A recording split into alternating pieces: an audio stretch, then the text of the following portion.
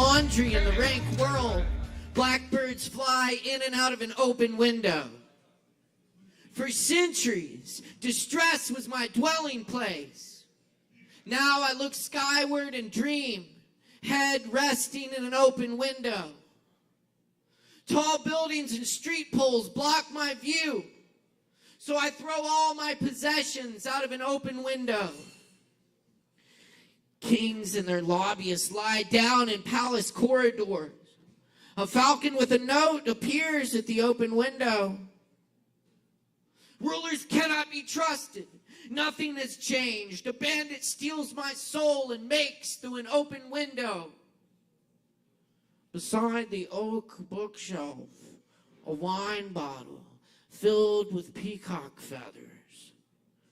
The invisible world lies just beyond the open window. And good evening. Welcome to Poetry Open Mic Asheville. Thanks so much for being with us tonight. Anyway, my name's Caleb Beissert. It's good to be with y'all. This is going to be our Halloween edition of Open Mic. So let's get down to it. Happy Halloween, y'all. And speaking of Halloween, we got a whole bunch of really cool events coming up here this week in celebration. Including our comedy night tomorrow night featuring Jason's Shoulder. That's going to be a great time. Starting at 8 p.m., 9 p.m. Friday night, we got Second Heaven in the house. That's right. And Saturday night at 9 p.m., we got Will Frank and Space Fiddle. Come see Will play the Space Fiddle. It's really cool. It's a real space fiddle. And it's going to be cool, like I said. Also, Sunday night at 7 p.m., we've got local legend Aaron Woody Wood in the house playing for y'all and maybe some friends. You should definitely, though, come to our Halloween party on Halloween, Tuesday night, the 31st. Starting at 7 p.m., we've got the Lactones, 2 sets from the Lactones. We got DJ Weird Barbie. We got Gordon Levine kicking it off with some music for you. And we've got our legendary costume contest hosted by Justin Blackburn. It's going to be an awesome evening. Y'all should come out. Free party here at the Kava bar. We'll be going late. So come party with us. I'm going to warm it up with a few more poems for you, and we'll get down to it. Do want to shout out my crew tonight, though. Ari on the soundboard and Morgan on the lights and the live stream. Of course, Lo and Savvy up at the bar. Go see them. Get some drinks. Tip your barkeeps. Got it right. And, enjoy the show. Come on down front. There's plenty of room down front here, y'all. And let's get it going for you here with this next one. This is a poem by our old friend, Mike Cook. This is called Hero of the Suburbs. Plunger, plunger, plunger, plunger, plunger, plunger, palm tree, plunger, plunger, my sweet, sweet plunger, my faithful plunger. Sweat for me. I look for you in the corner of every bathroom to whisper your name at the urinal. You make me want to plunge. I urge to plunge, to stick it in the drain and plunge away. You take my pain away for a moment of suction, plunging. I am a plunger, a plunger, a plunger, a palm tree in a vacuum-sealed lounge of water in your rubbery cement pink embrace, drowning in the violent plunge, lunging forward and sucking the other world through a porcelain pipeline, birthing the plunge. The warp. A harp is strummed as I plunge deeper, looking to pick a plum for the very first time in that lost swamp of memories. And step by step I plunge through the mud in search of a plum tree. plunging for a plum, leaping out with leeches, these blood-sucking, morbid black slits, plunging for my positive, loyal plunger, stand guard by your porcelain maiden. The plum is an elusive fruit, and I fucking hate plums.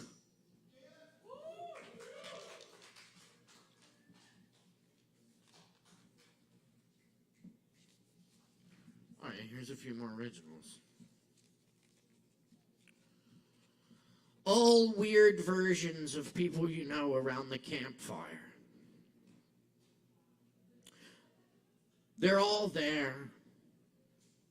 There's Sam with his face and eyes ever so slightly gesturous, cheeks lift in smile, and they're the kids who don't know how to act.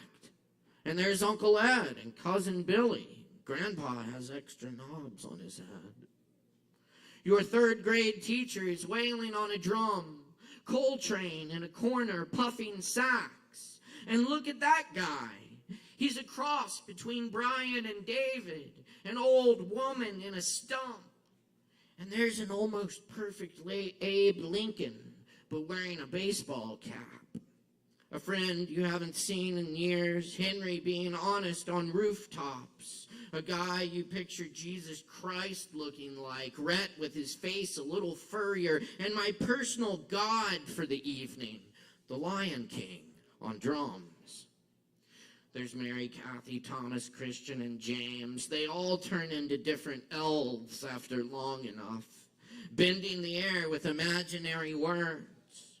And there you are, with long hair, taking too long as usual.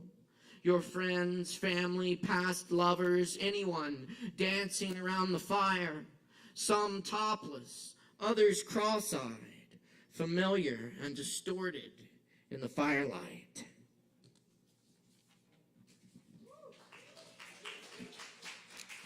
Thank you. That's an old one.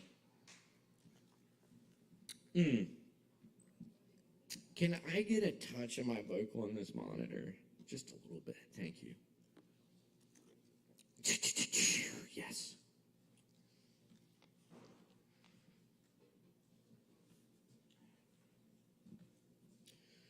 Still waiting. I'm outside watching for bears. I hear every imaginary footstep in the leaves. The dog hears farther. Every city was built in the wilderness. The buildings and cars and people forget the wilderness. But wilderness never forgets them. It comes in with the wind. Bears open trash cans and strew the contents like Christmas Day. Coyotes have been eating house cats. A black snake curls in your basement. Possums tear down ornaments. Tree roots push through old pavement. A blank sky remembers. Do you remember when you see the sun come in the window as the branches nod, the jays complain? Another sky shark ascends, and the black bear makes her den on the hill behind the cemetery, beside the hospital. Do you?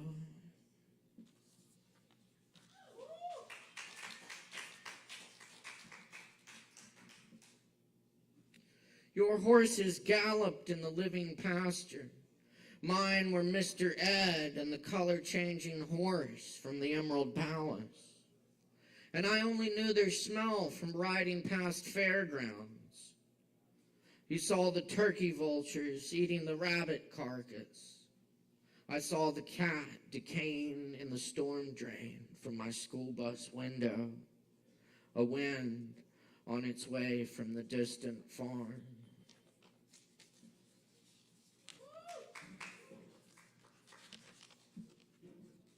Missing that one. All right.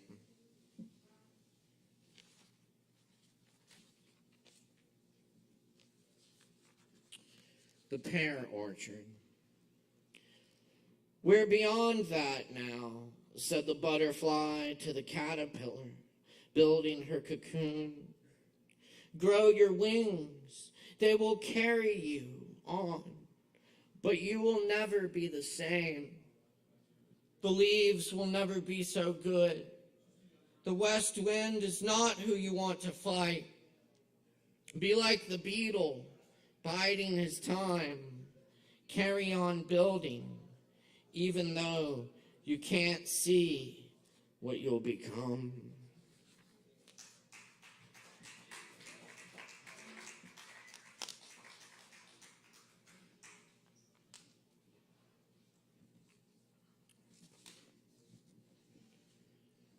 And this one I translated from the Spanish of Federico Garcia Lorca. This is Guzzle of Dark Death. I want to sleep the sleep of apples, allaying myself from the tumult of cemeteries.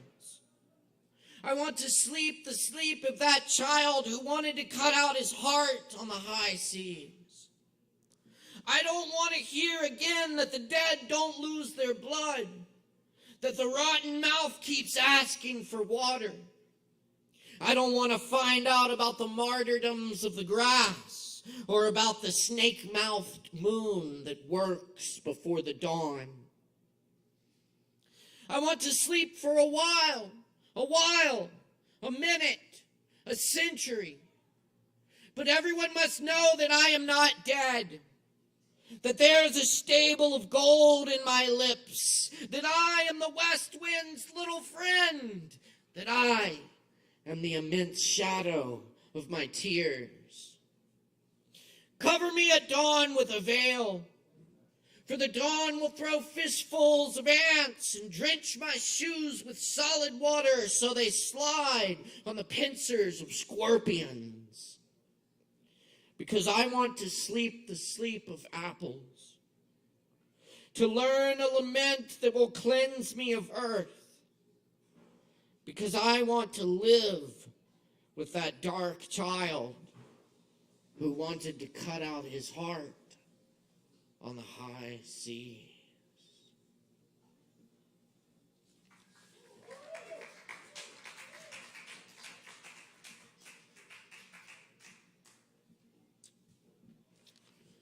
Okay, so I'll do this one. This is a little experiment playing around with AI generated poetry. And this is a poem written in the voice of Walt Whitman, Emily Dickinson, and Edgar Allan Poe.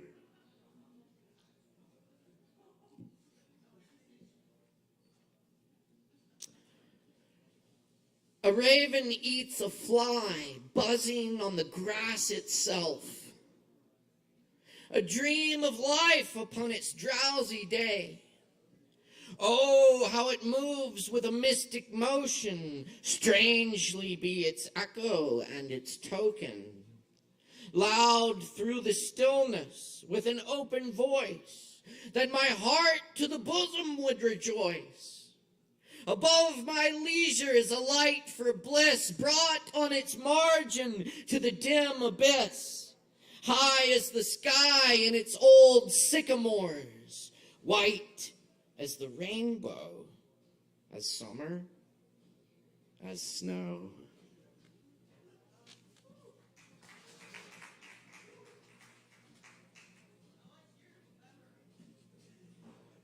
Why, thank you. Thank you. You're too kind. Well, how about the real thing, then? We should get this out of the way. Sorry if anyone else was planning to do this tonight. You still can, whatever. It's your time.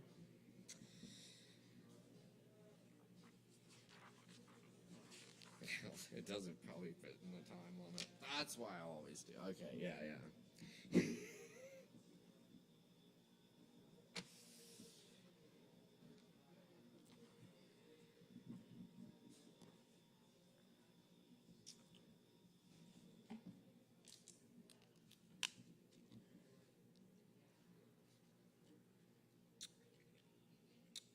So, this next poem comes from the real Edgar Allan Poe, as far as we know. You may know this one.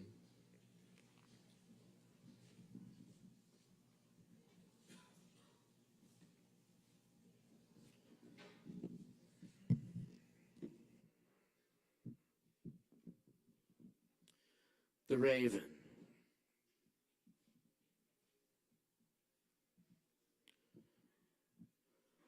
Once upon a midnight dreary, while I pondered, weak and weary, over many a quaint and curious volume of forgotten lore, while I nodded, nearly napping, suddenly there came a tapping, as of someone gently rapping at my chamber door.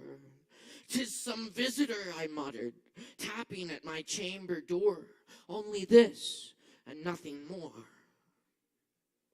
Ah, distinctly I remember it was in the bleak December, and each separate dying ember wrought its ghost upon the floor. Eagerly I wished the morrow, vainly I had sought to borrow from the book surcease of sorrow, sorrow for the lost Lenore, for the rare and radiant maiden whom the angels named Lenore, nameless here forevermore.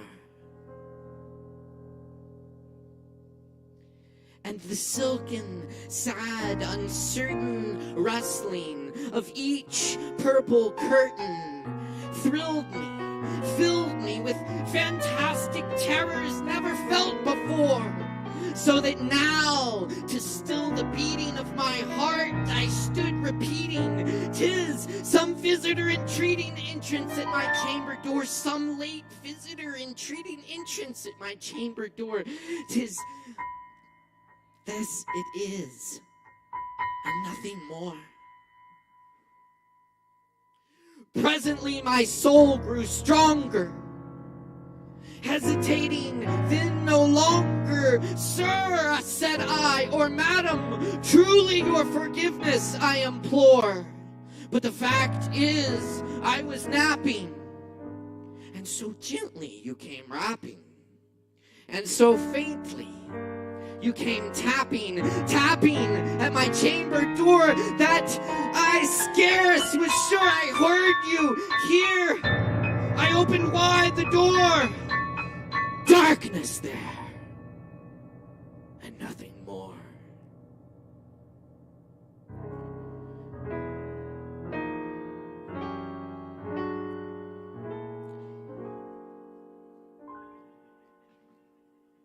Deep into that darkness peering, long I stood there wondering, fearing, doubting, dreaming dreams no mortal ever dared to dream before.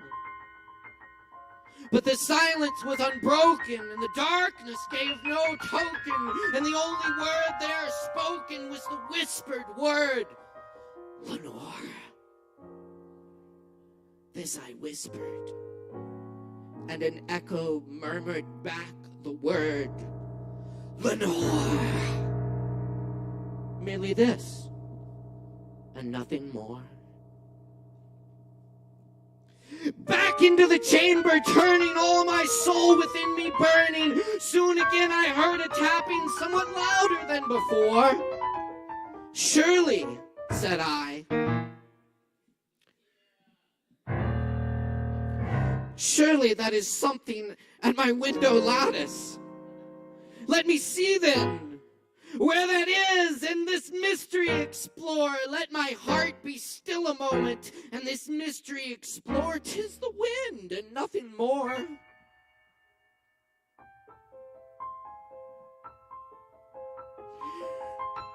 Open here I flung the shutter, when with many a flirt and flutter in there stepped a saintly raven of the saintly days of yore. Not the least obeisance made he, not a minute stopped or stayed he, But then with mine of lord and lady perched above my chamber door, perched on a bust of Pallas just above my chamber door, perched and sat and nothing more. Then this ebony bird beguiling my sad fancy into smiling by the grave and stern decorum of the countenance it wore.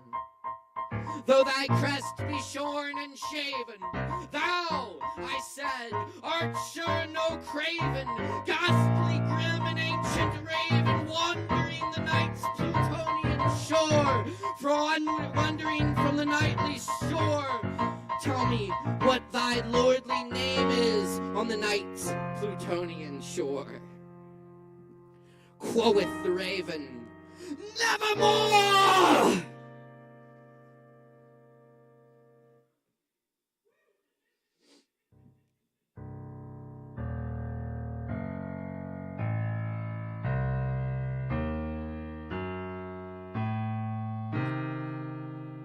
Much I marveled, this ungainly fowl, to hear discourse so plainly, though its answer little meaning, little relevancy bore.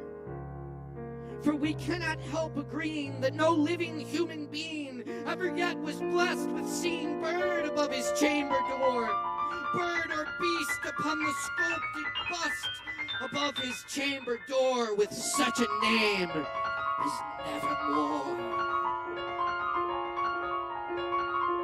But the raven, sitting lonely on the placid bust, spoke only that one word, as if his soul in that one word he did outpour. Nothing farther than he uttered, not a feather than he fluttered, till scarcely more than muttered, other friends have flown before. On the morrow he will leave me, as my hopes have flown before. Then the bird said, nevermore.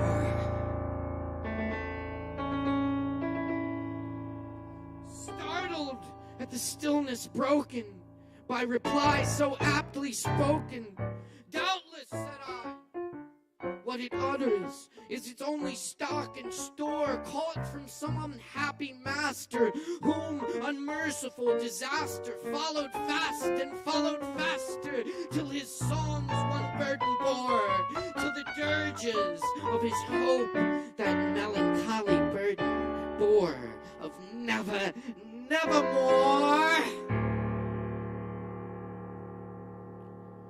But the raven, still beguiling my sad fancy into smiling, straight I wheel the cushioned seat in front of bird and bust and door. Then upon the velvet sinking, I betook myself to linking fancy unto fancy, thinking what this ominous bird of yore, what this grim, ungainly, ghastly, gaunt, and ominous bird of yore meant in croaking nevermore. This I sat, engaged in guessing, but no syllable expressing, to the fowl whose fiery eyes now burned into my bosom's core. This and more I sat divining, with my head at ease reclining on the cushion's velvet lining that the lamplight gloated over, but whose velvet violet lining with the lamplight gloating o'er she shall press, nevermore. Then methought the air grew denser, perfumed from an unseen censer, swung by seraphim whose footfalls tinkled on the tufted floor. Wretch, I cried, thy God hath lent thee, by these angels he hath sent thee respite and nepenthe from thy memories of Lenore. Quaff, oh quaff this kind nepenthe, and forget this lost Lenore. Quoth the raven, never Nevermore! Prophet, said I, thing of evil, prophet still, if bird or devil, whether tempest sent or whether tempest tossed thee here ashore. Desolate, yet all undaunted on this desert land, enchanted on this home by horror haunted. Tell me truly, I implore, is there balm in Gilead? Tell me, I implore. Quoth the raven, nevermore. Prophet, said I, thing of evil, prophet still, if bird or devil, by that heaven that bends above us, by that God we both adore. Tell this soul with sorrow laden, if within the distant Aden it shall clasp a sainted maiden, whom the angels named Lenore, clasp a rare and radiant maiden, whom the angels named Lenore. Quoth the raven, nevermore. Be that word our sign of parting, bird or friend, I shrieked, upstarting, get thee back into the tempest and the night's Plutonian shore. Leave no black plume as token of that lie thy soul has spoken. Leave no black plume. Leave my loneliness unbroken, quit the bust above my door. Take thy beak from out thy heart, and take thy form from off my door. Quoth the raven, nevermore.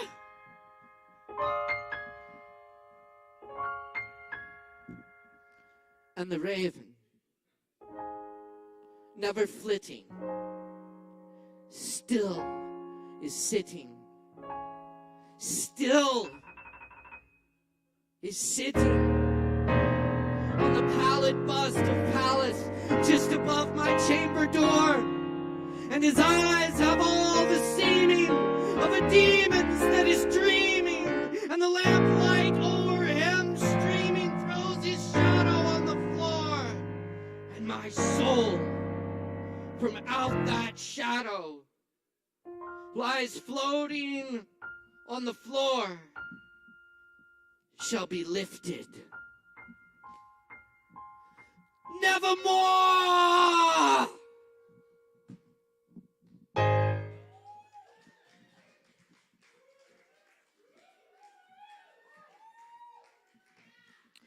Thank you very much.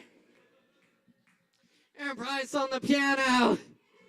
Good to see you, Aaron. Thanks for being here. Happy Halloween, everyone. So glad y'all are here for our Halloween open mic. Let's get down to it. Keep in mind when we got people up here bearing their souls or something like that. Give them the respect and attention they deserve. Keep it down in the back and make a whole bunch of noise and support the fuck out of these artists. We can try this out on our first performer tonight. We got Justin Blackburn in the house. Let's make a whole bunch of noise for Justin Blackburn!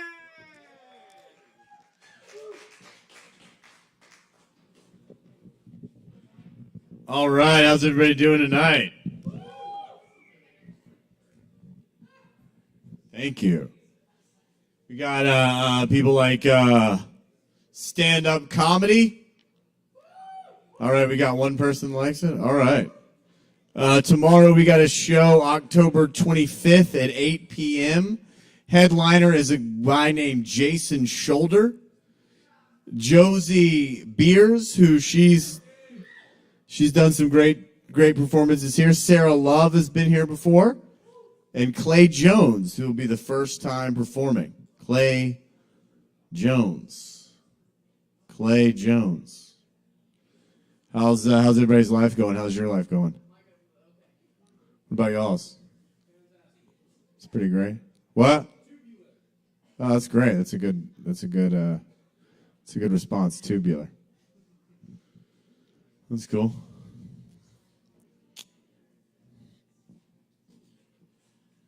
Y'all think life's pretty funny? What do you think's funny about life? Spontaneous happenings. Something recent you'd like to share that you thought was funny? Yeah, my car set itself on fire. That's pretty funny. Glad you thought it was funny. Were you in it? No, I just parked it and then I came back to it and the interior was kind of like melted and gone. Oh, cool. Yeah. What? I'm really excited about the insurance calls that I'm about to have for the next 3 weeks. Yeah. Do you have full coverage? I don't know. I'm figuring that out. All right. Well, I hope you do, because then you get a new car. Maybe. Yeah. What about you? What do you think's funny?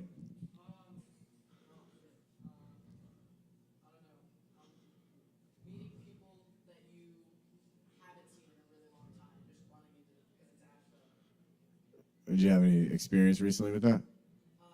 Seeing an ex at work. Okay. How did that go? What was funny about it to you? I think just the way I've changed a lot since I've dated them. Yeah. So the way that they're like, yeah, no, I'm single right now, and everything, and the way they, They were like, what in the way were they doing that? in the way that they ended it and cut off contact with me and ghosted. And now they're like, They're like, hey. oh yeah, because you changed. And how do you feel about that? It's funny the way people perceive you. Because she saw you one way, and then you changed, and now she wants you back. That's what you're saying. And are you going to get back with her? Why? She ghosted me. I mean, that's a big move. Yeah. Okay.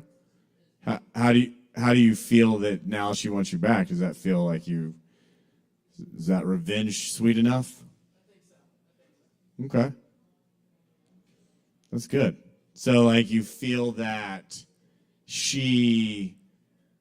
but did you like her before how long did y'all date? Maybe like a month or 2 months. Yeah. Something like that. And it was never really reciprocated. What do you mean? In the way that. Did she know that y'all were in a relationship? Yeah. Okay. Yeah. And then, nothing was really reciprocated. She started, drier and drier responses until nothing. Yeah. And then she saw you, and now do you feel like that you getting ghosted propelled you into the person that you are now? Yes. Okay. So that was a pretty good thing that happened. Absolutely. Yeah. So she seems like a great person in your life. Oh, yeah. Yeah. What do y'all think that he should do about that? Not get back? Yeah. Are you always this enlightened or just when you're hanging around her? Yeah. Oh, y'all been hanging out since you were 10 years old? Oh, so you've been enlightened for how old are you? 18 for 8 years. That's amazing. Yeah, you should be. Yeah. It's really cool that your car caught on fire. That's pretty awesome. Yeah. That's really cool. What about you? What do you think's funny? You already asked me. Oh. What did you say again? Oh, by your ex. Yeah. Anything else you find funny? I've never done stand up before, and I have a show tomorrow, and I don't really know what I think is funny. So I'm trying to figure out what other people think is funny, so I can have jokes. Can we move around the audience so you can feel like you're picking on different people? Yeah. Move over there for a minute. I'll come right back to you. Yeah. Jason who? Oh, okay. You think? Huh? I'm hosting. Well, I mean, I did hear a story about you, how you didn't, when somebody said I was unfunny, I'm about to call him out. Is it okay if I call you out right now, or is that going to hurt you? Somebody told you that I was unfunny, and you did not say that I was funny. That's what I heard. What? Oh, he's conflict avoidant. All right. And in what way? What did you do?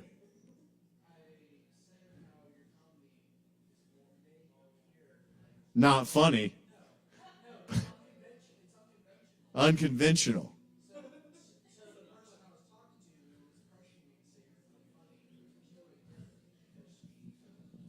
All right. So I'll do one more joke here, and then I'll get off. What about you? What do you think's funny? Huh? Kids these days are real funny. Are you one of the kids that you're referring to? What? You're 49 years old. Okay, yeah. So you're 49 years old? Okay. Okay. That's cool. No, I don't. And you think kids today are really funny? What's funny about them? What's funny about them? I don't know. You see some like straight like white teenage boys, you know, they be acting gay as shit, man. They just be slapping each other's butts and shit. I think it's funny, man. I kind of wish I was a straight black boy. Yeah. All right. My name is Justin Blackburn. We have a great show tomorrow night. I'm going to start it off with some good crowd work. Then we got the headliner, Jason Shoulder. He's got 1,000 people on his email list. It's a lot of people. He emailed that out. 1,000 people could show up tomorrow. You might want to be one of the 1,000. Thank you so much for your help. What was your name? Micah. Micah? What was his name? Jimerson, Micah, and Adam. Thank you all for being part of the show. God bless you all. We'll see you tomorrow, Thursday, 8 o'clock. Jason Shoulder.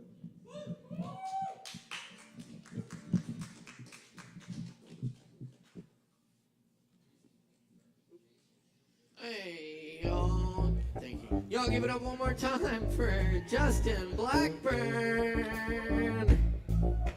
That's Justin. Definitely come check out that comedy show. Justin puts together a really awesome comedy show here every month, and this one's gonna be fire as fuck. Come check that out tomorrow night here, and also Justin will be here emceeing our Halloween party on the 31st. It's gonna be a really good party, so come out party with us. We got the costume contest, cash prizes, bar tabs, and some drink specials for you. It's gonna be a great time. It all starts at 7 p.m. and goes late on Halloween. All right, we got more coming at you right now. Up next on the mic tonight, we got Rocky in the house. Y'all make some noise for Rocky.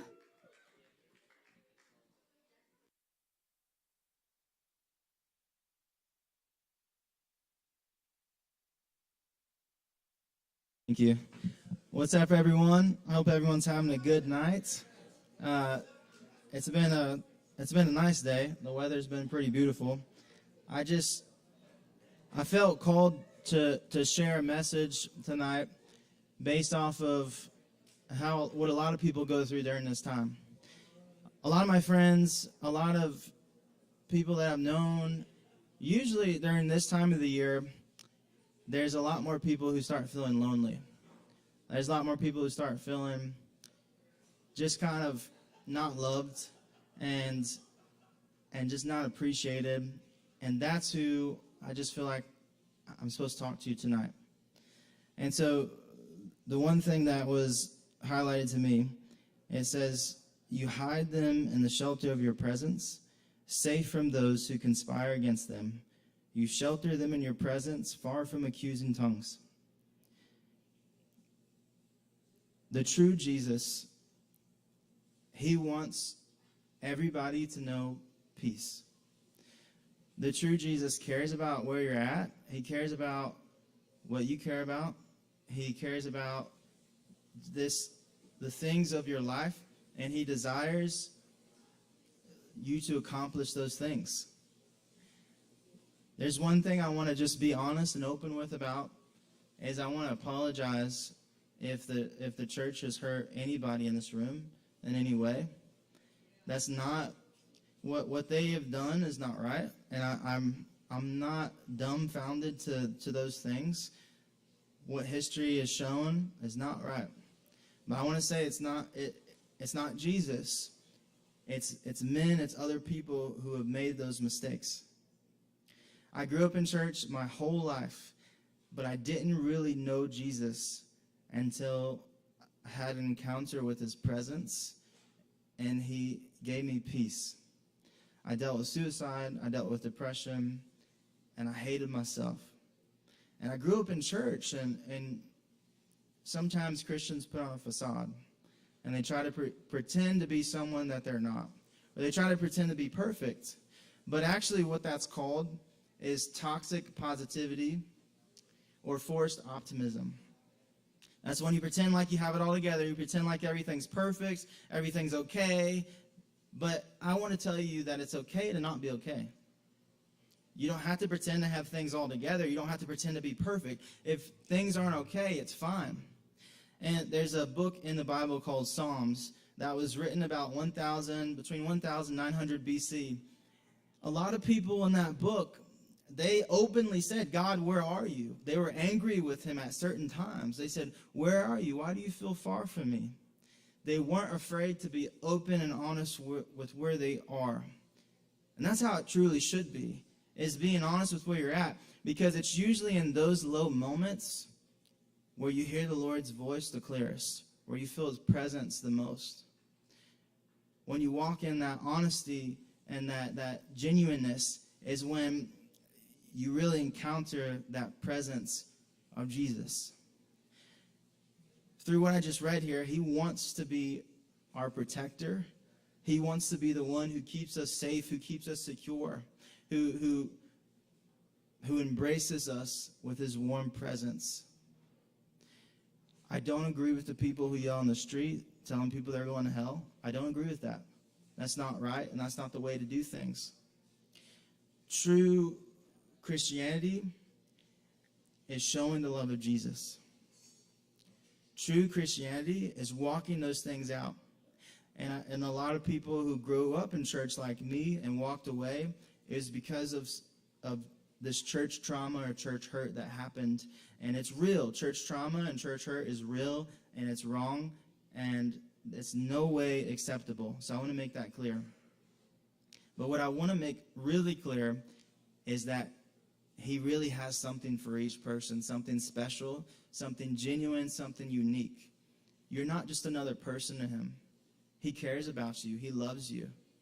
And the moment that I encountered his presence, instead of pretending like everything okay, I went to him and I encountered him. From that day forward, I felt peace that I never felt before, and depression completely left my life. When you truly, if he's really God, if he's really the God of the Bible, if he's really who the Bible says he is, then those things happen where he can give people peace. He can take away depression. He can take away anxiety. He can take away pain. He can take away that lonely feeling. And he can embrace people with that warmness that is him. But it comes with this genuine heart, not trying to pretend to be someone that you're not, but coming to him as you are. Because he loves the person that you are. He's looking at you. And he sees you as his child. And he is a father that loves and he cares for each and every person where they are right now. So I just want to share with you, if there's anybody that has gone through times of feeling lonely, feeling not appreciated, feeling forgotten, he appreciates you. He loves you. And he's always right there beside you. He has a heart for you that has no bounds, that has no limits, that has no measure. His love for you is unconditional. His love for you is far greater than anything that can be explained with words. You see, what he desires for us to know him. He desires for us to know that loving side of him, that gentle side of him, that side of him that does embrace us with peace, because there's a tangible presence that we can actually experience and encounter. Not just the Sunday thing where you go to church on Sunday, you read the Bible, you go home, and then you live a completely different life. That's not what Jesus said. Jesus said that if people actually believe in me and follow me, then it's going to show. They'll love me through their obedience, and it will show in their life, and there will be fruit. Their works will show. So if you see somebody who's saying, yeah, I'm a Christian, yeah, I believe in Jesus, but their life is not showing that, then let me tell you, maybe they aren't. Maybe they're just living this facade because they grew up in it, and they're living this life of hypocrisy, not really actually believing in him. Because it takes a lot more than knowledge. It's one thing to say that you know that he loves you. It's another thing to experience it. Just because you have knowledge of love doesn't mean you actually know love. He wants us to know that love, and he has that for each and every person. And I just want to tell you guys, he loves you, he cares about you, and that'll never stop, and that'll never change. He's never disappointed in you. He's never looking away saying, oh, how could you do this? I don't want to ever see you again. I don't want to ever talk to you again. I'm sorry if that's how anyone ever made you feel. But he has a heart for you. So I appreciate all the time you guys have given me. If anybody wants to talk, I'm here to talk. If anyone wants to pray, I'm here to pray. Thank you guys. Love you. Have a good night. Yeah, keep it going for Rocky. Thank you, Rocky. Poetry and Nashville National's longest running Greenberg Fest over 9 weeks, 2 years before. Oh yes, it's our Halloween edition. We got many more coming at you. Grab some drinks from the bar and if your water keeps. We're gonna keep it rolling. Next up, we got Henry in the house. Where's Henry? Henry right here. Y'all put it together for Henry.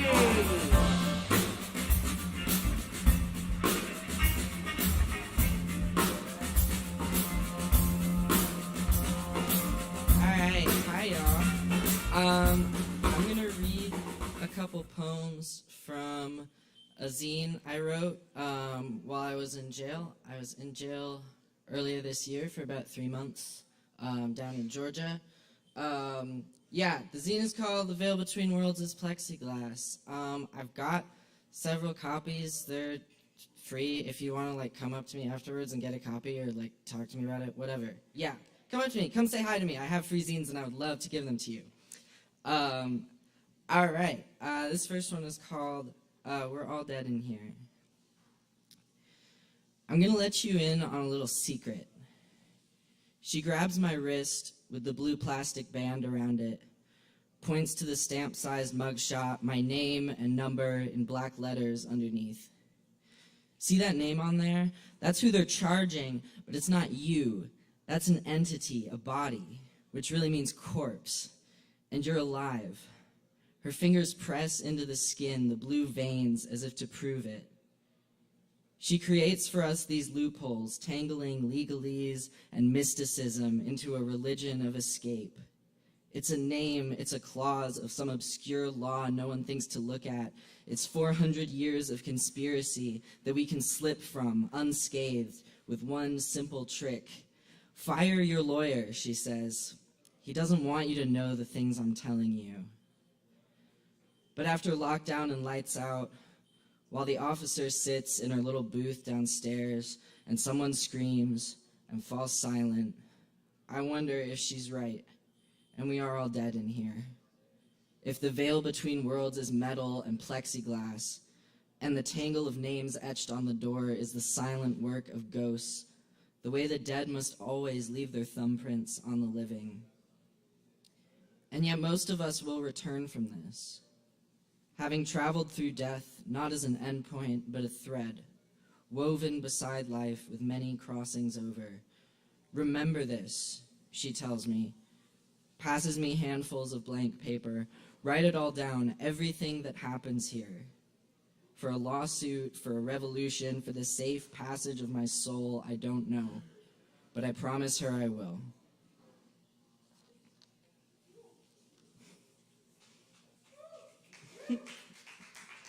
Thanks.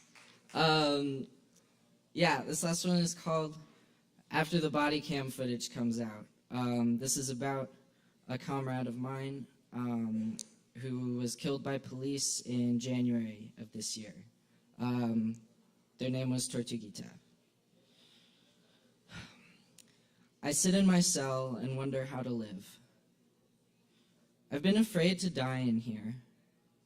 On bad days, I wonder if they're poisoning my meds, if the plainclothes cop with a forgettable face will take me somewhere I can never return from. Perhaps I'll simply vanish, behind lies and shrugged shoulders and smiling teeth white as paperwork. What can you do, after all? Accidents happen. The books here all advise to be at peace. Everything is part of God's plan. Murder, the shock of a car accident, the tornado that scrawls its devastating name into the earth. Life is eternal for the saved, and death merely a step up on the ladder.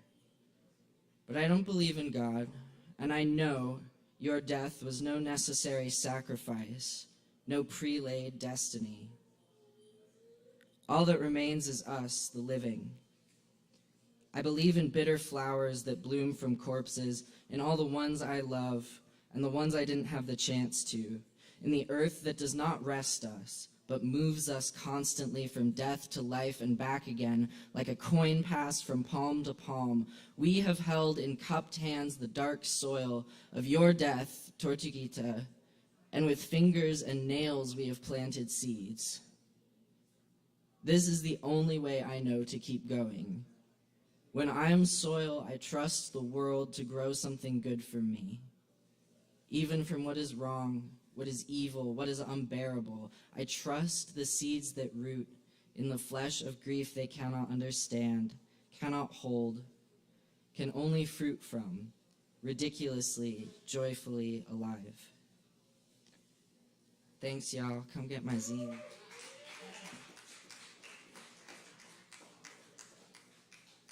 Y'all keep it going for Henry. Thanks for sharing, Henry. That was awesome. Thank you. Yes, indeed. Keep checking us out here every Wednesday night for more open mic. You can also catch our sister open mic Thursdays at Shakedown Kava Lounge in Hendersonville, 7:30 p.m. every Thursday. Check it out. It's a lot of fun, too. We're going to keep this one going for you tonight, because up next we have Amori in the house. Give it up for Amori.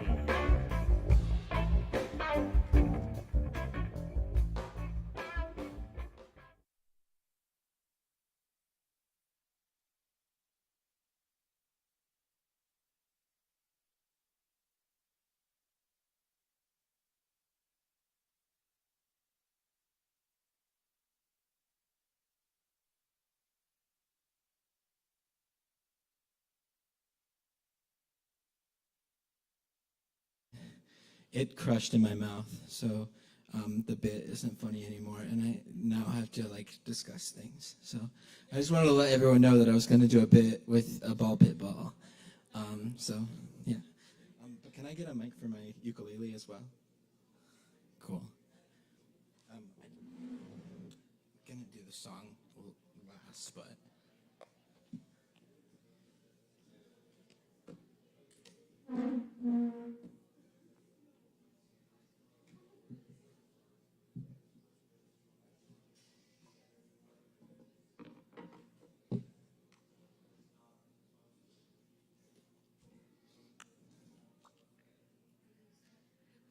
Yeah, I think that'll be all right. I can adjust.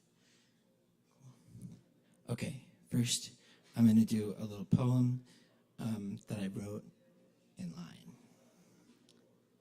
Okay.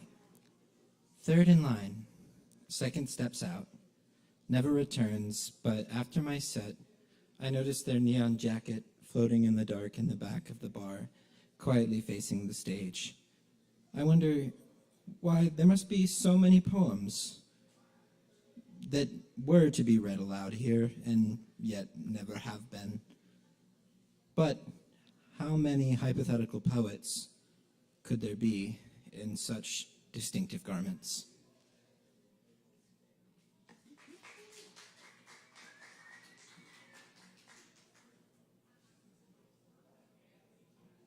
Oh. Okay, and then I have another one there, another little one. And then I'm going to do a Halloween song. Okay. This one's short. Wandering the avenues and boulevards of her mind, she was catcalled 13 times in 1 hour. What that means about her psyche, I really can't say.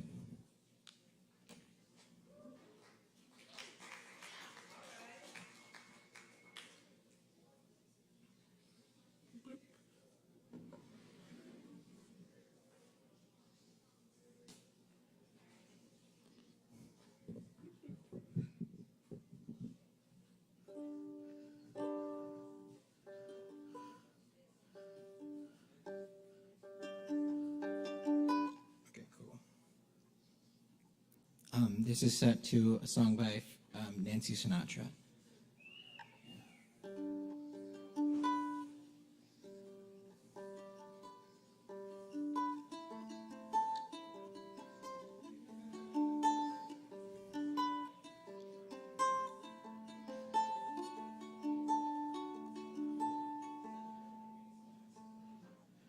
My, hold on.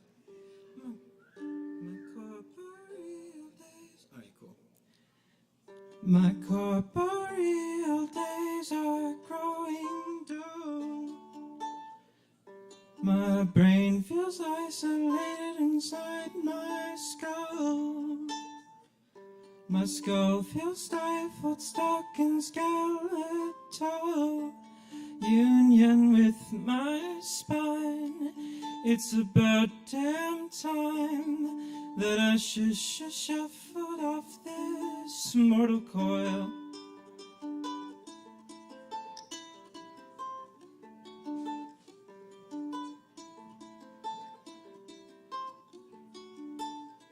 The ether's call fills me with ghostly awe. I wanna dance into her icy maw. I'd be the gladdest ghoul that you ever saw if I could shoo shoo shoo and shoo shoo shoo and shoo shoo shuffle off this mortal coil. Thanks.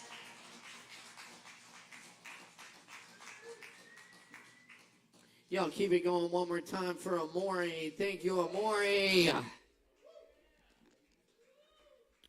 Very good. Y'all grab some drinks. Oh, yeah.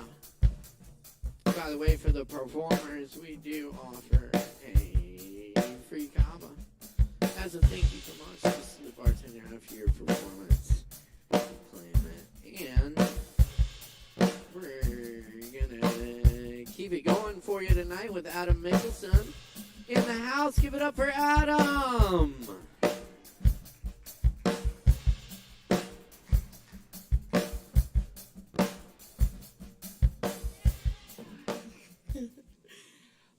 So I'm Adam. This is my first time doing open mic at the Kava bar. Patrick's here. Hello, Patrick. But I have 2 original poems for you guys. And this first one is called Polaroid. If only I could see the world through a lens, not in the metaphorical way where we apply filters and labels to the way we see and understand, but a genuine lens. I want to crawl inside the dim glass dome that sits on the face of a Kodak and look at the world. The dark metal recreates the lights all around me, and for the first time I can truly see. Faces and places sprawled out at the end of this dark tunnel, moments in part skewed by the motion of the camera's movement. I want every photograph taken to pass through me before these quick faces turn negative on the film. I want those moments, those memories, to filter through me somehow. Maybe then they'll last longer. The silver coating sticks to my hands, and as they shine, I can see your face behind me. I want the silence that follows a picture, a single pout in time that knows no sound, just pure emotion, pure living through a lens.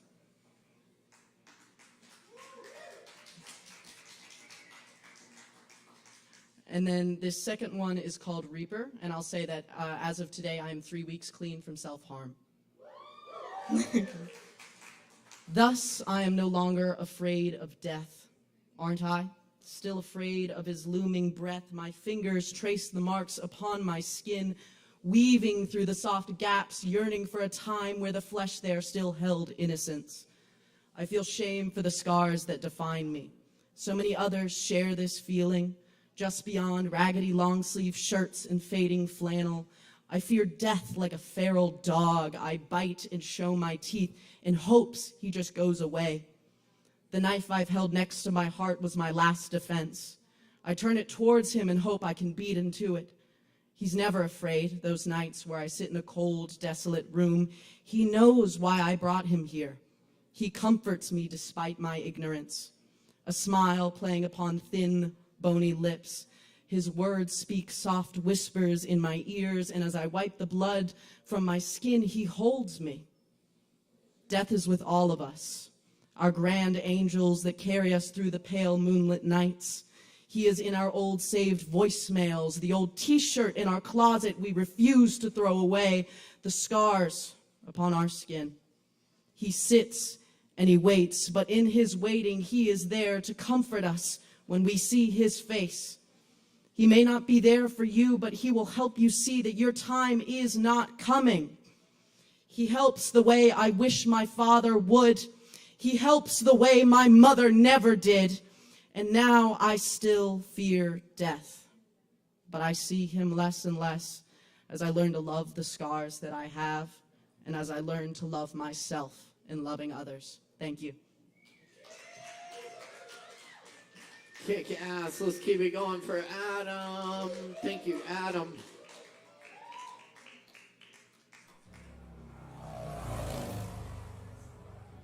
Y'all, coming up next on the mic tonight, we got Emma Stone in the house. Y'all, give it up for Emma.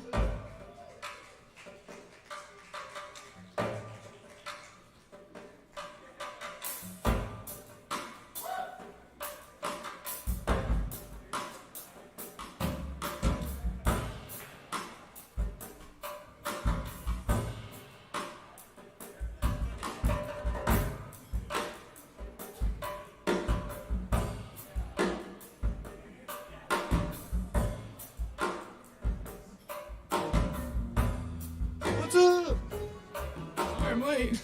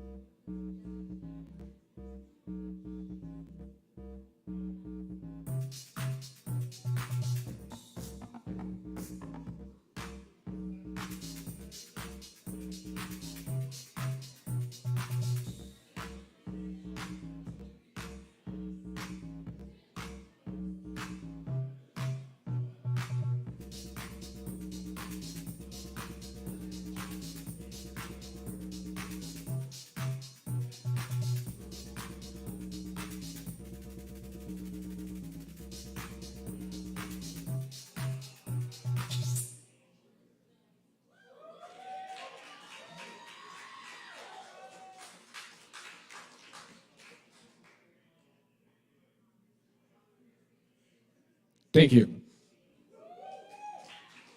Go give it up one more time for Emma Stein. Thank you.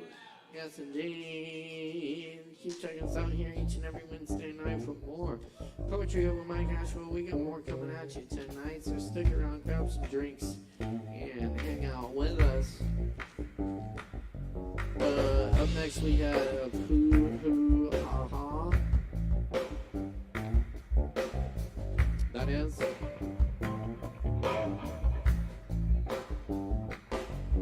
Okay. Cool. Hoo Ha.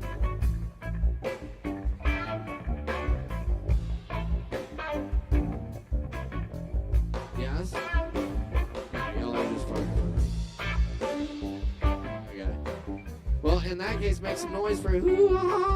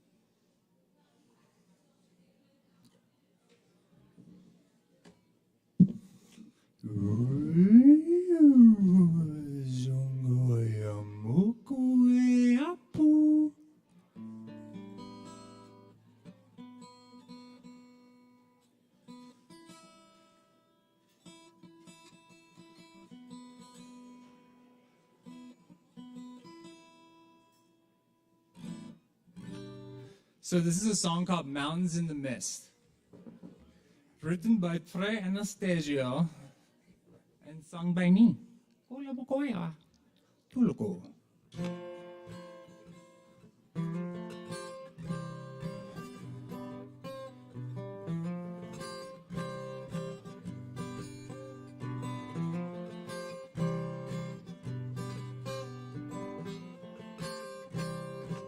Several times unconsciously, I've stumbled on the path and seen a mountain in the mist. As rain falls on my shoulders, sun rises in the east. I'm worn and bruised, but I am here at least.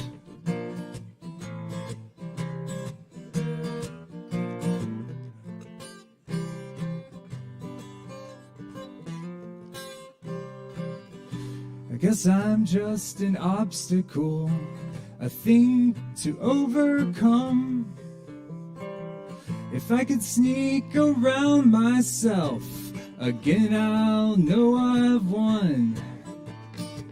The moment seems to hang and float before me with no end, till I'm released, awakened beast. I'm on the road again.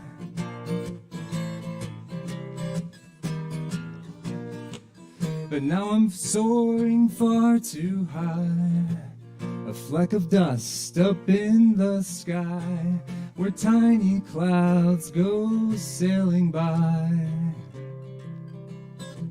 Pull me down today. Pull me down today.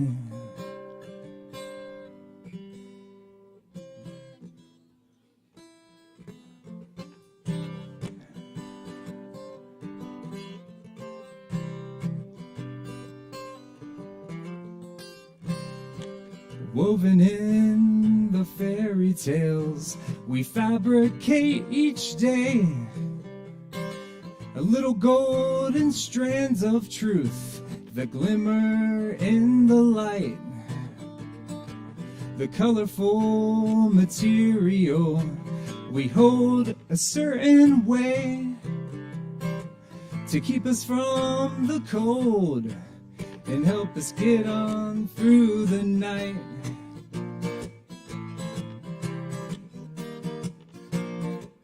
But now I'm soaring far too high, a fleck of dust up in the sky, where tiny clouds go sailing by. Pull me down today. Pull me down today.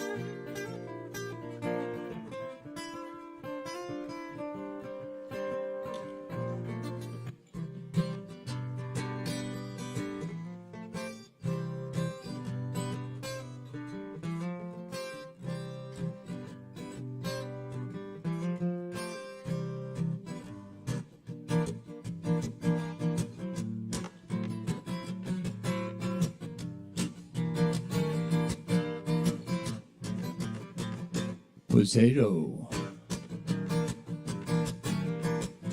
shoehorn, fig Newton. I ate my booger for breakfast. It tasted like spaghetti, yum. And then I stuck my finger between my toes. And then I put it through my nose, and I had a reaction, and it made me think lots of thoughts, and then I threw up in the sink. Zomokolo uke katu usamulo kaipeta usnokako.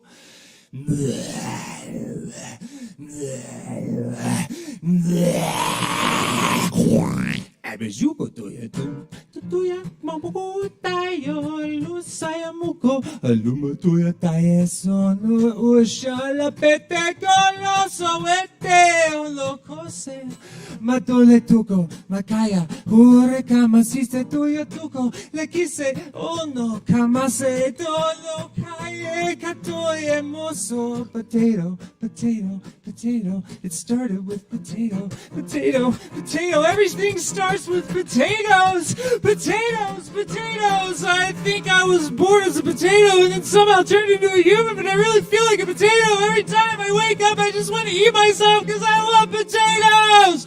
Potato. I'm a potato.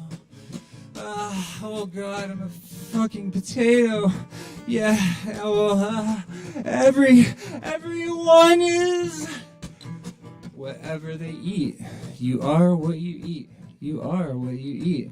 I guess I just eat a lot of potatoes. Thank you.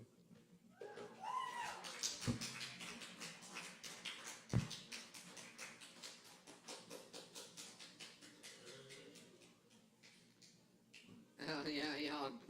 Keep it going for Stoney. I mean, woo-ha-ha!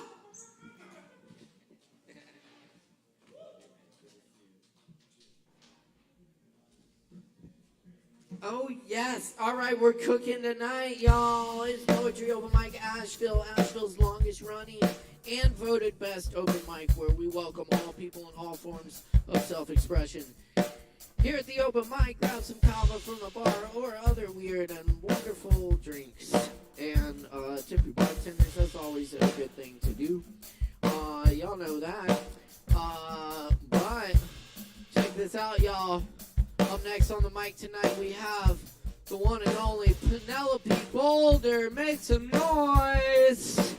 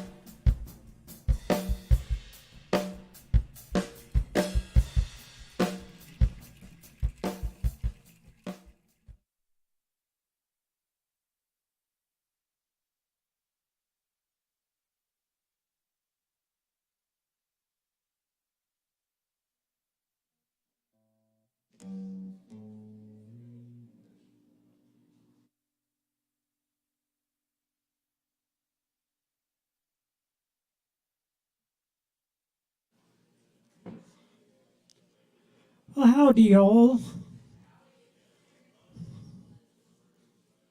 Just had to make an entrance. I was going to dedicate this first song to a friend of mine, but typically she seems to have disappeared by the time I got up here.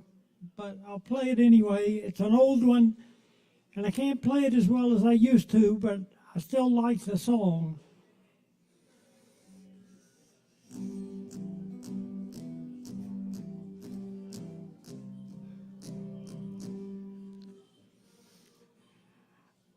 Seen you in the subway, on the bus or monorail, handcuffed in a cop car and on your way to jail, but I'm smiling at you, smiling at you, smiling at you, smiling till my teeth hurt. You might be in your 60s, you might be in your teens, you might be wearing high heels, you might be wearing jeans, but I'm smiling at you, smiling at you, smiling at you, smiling till my teeth hurt. You got a frown on your face because you had a bad day. I know you'd feel much better if you'd only look my way. You could not resist me, you'd have to give in if you saw me standing here with this goofy grin.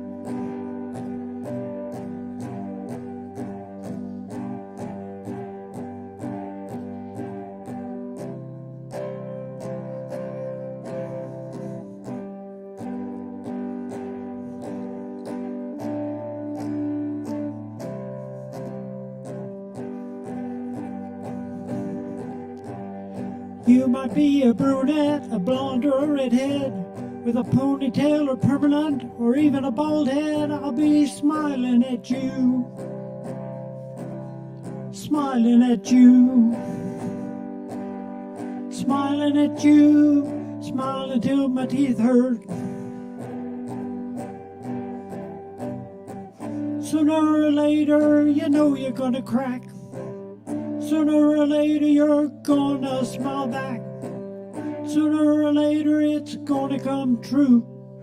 I'll be saving all my smiles for you. Don't matter where I do it, don't matter who I choose, I simply cannot lose when I'm smiling at you. Smiling at you. Smiling at you, smiling till my teeth hurt. Smiling at you, smiling till my teeth hurt. Smiling at you, smiling till my teeth hurt.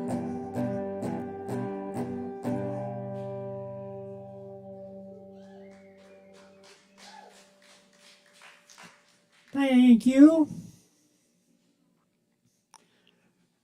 As usual, I was debating what to do for my second song, and I had a song that is going to go on my transgender album on Spotify when I get it recorded, but I hadn't practiced it enough, so I'm not going to do that one. I'm going to do a sort of a country song.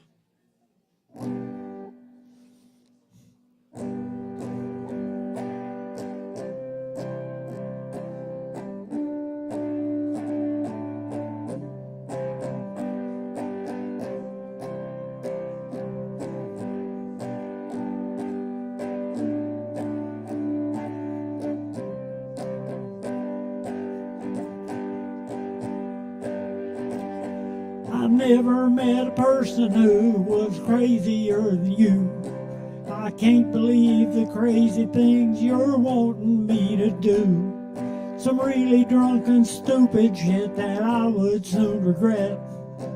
God knows that it hasn't happened yet. If I can't die in a car wreck with you drunk at the wheel, or even get arrested in some fucked up drug bust deal, I guess I should feel lucky that you haven't pulled a gun. But damn it, I just want your kind of fun. Got a brand new kind of lonesome ever since you came around. Showed me things I cannot see in this little no-horse town. You opened a Pandora's box and then you put me down. Got a brand new kind of lonesome ever since you came around. People try to tell me I should stay away from you, for all the very reasons that I do not want them to. They say you'll only lead me down a one-way path to hell, addiction and conviction and a hard-cold prison cell. Got a brand new kind of lonesome ever since you came around. Showed me things I cannot see in this little no-horse town. You opened a Pandora's box and then you put me down. Got a brand new kind of lonesome ever since you came around. Your alcohol amusements beat all I've ever seen. Your wine, your beer, tequila, and even old Jim Beam. If I should have a DUI, please note the following. I was just another puppet on your string. Got a brand new kind of lonesome ever since you came around. Showed me things I cannot see in this little no-horse town. You opened a Pandora's box and then you put me down. Got a brand new kind of lonesome ever since you came around. When I imagined love, it was far different from you. A calmer, saner person, maybe a kid or two. I'm badass and you're crazy, and I've kinda come unglued. I'd follow you most anywhere, my head is that unscrewed. Got a brand new kind of lonesome ever since you came around. Showed me things I cannot see in this little no-horse town. You opened a Pandora's box and then you put me down. Got a brand new kind of lonesome ever since you came around. Got a brand new kind of lonesome ever since you came around. Got a brand new kind of lonesome.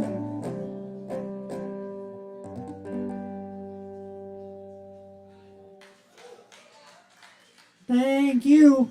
Now if somebody would come help me get off of the stage without breaking my neck. Hey, y'all, let's hear it one more time for Penelope Boulder. Give it up. Yeah. Thank you, Penelope.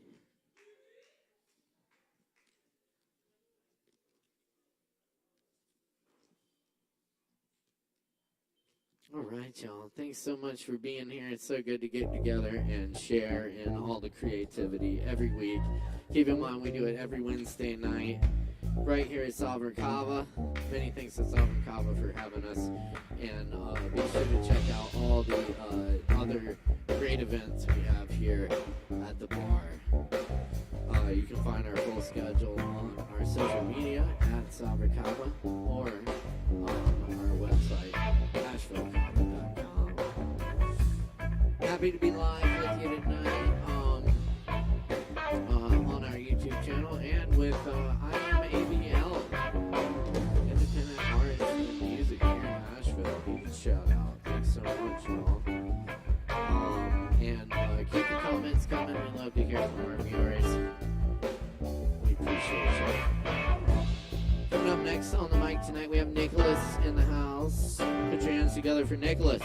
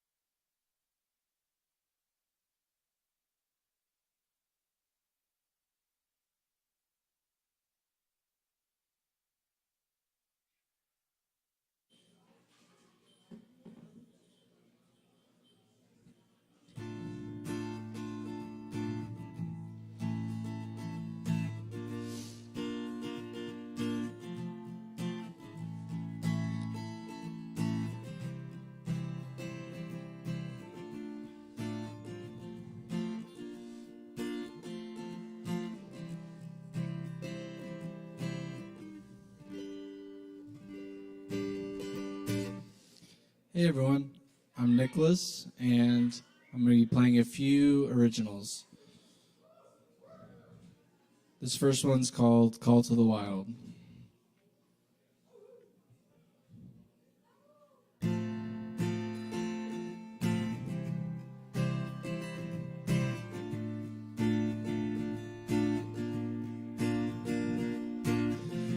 Oh, oh, oh, yeah, yeah, yeah, yeah.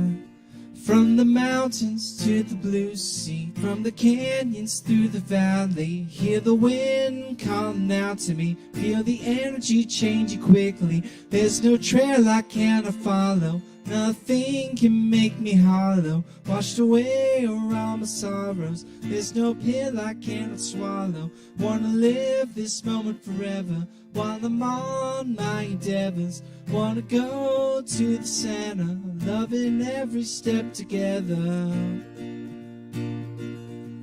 I get a feeling that's complete, and I feel the call to the wilds.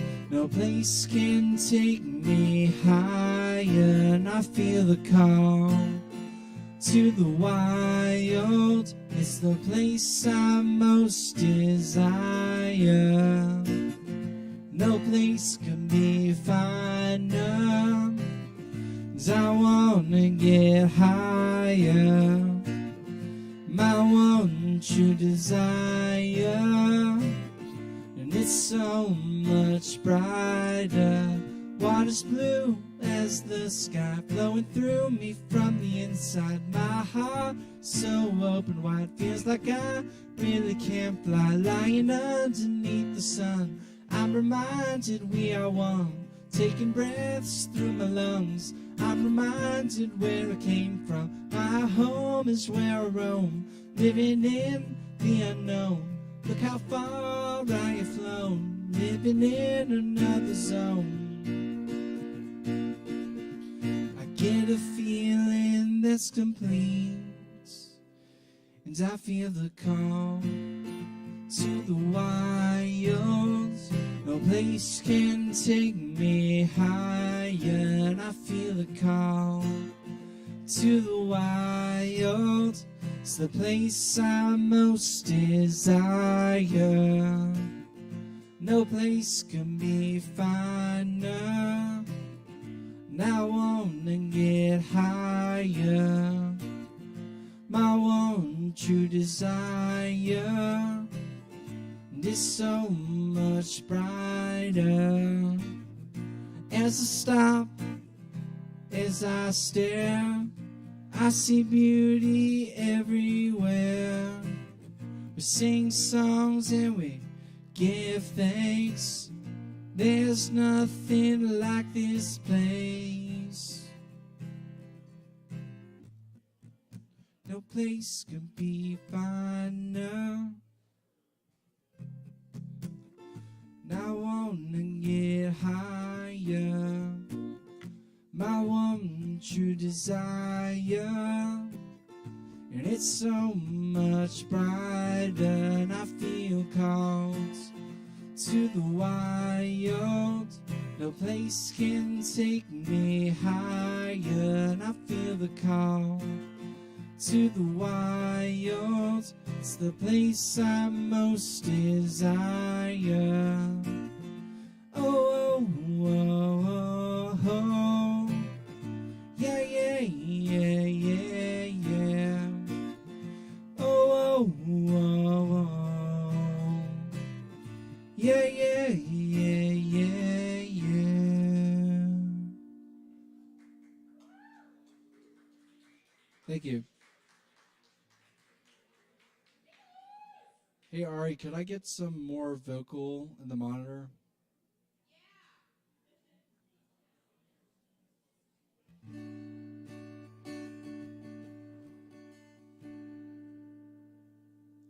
This next one's called The Way. You can find it on Spotify.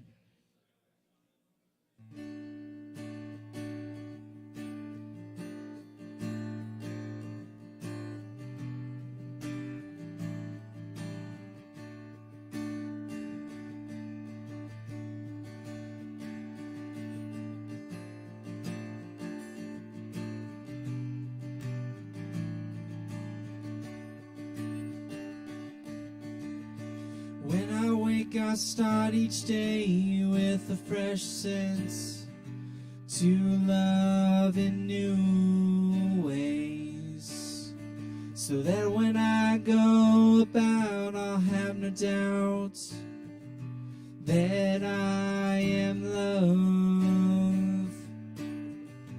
'Cause purpose is in knowing you're here for a reason, growing, finding your own way.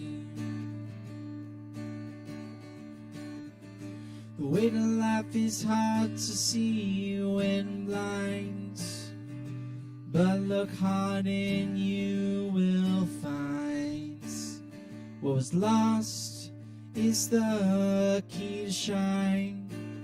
From yesterday's pain, yielding love divine. A seed will grow, just give it time. And let love grow, dear friends of mine. See the balance intertwined.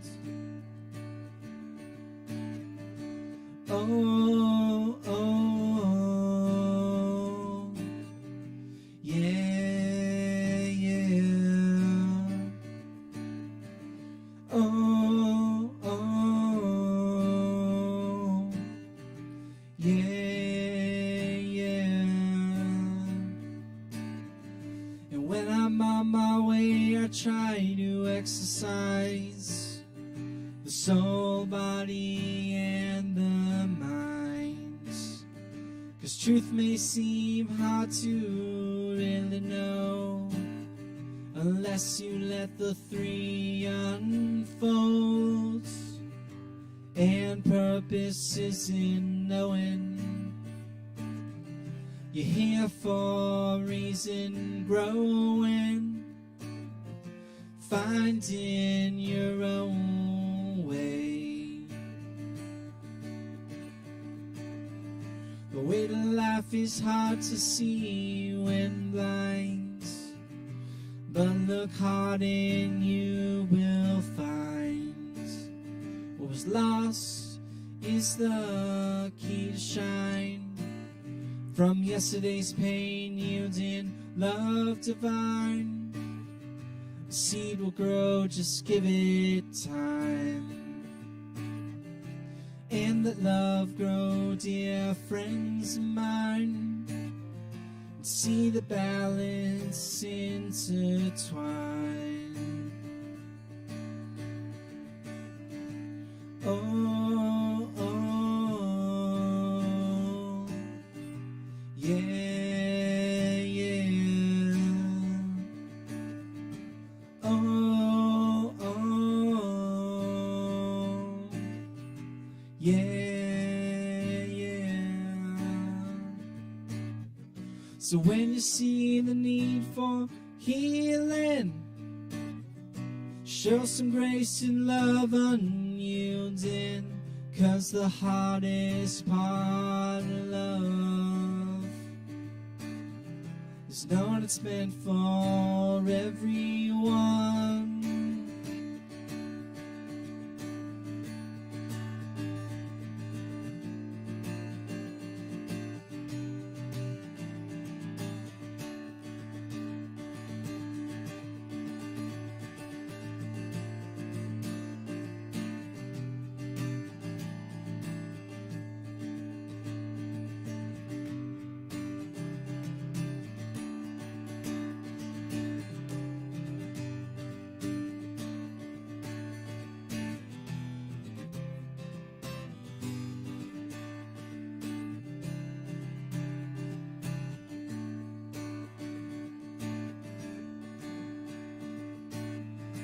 When I wake my head to rest,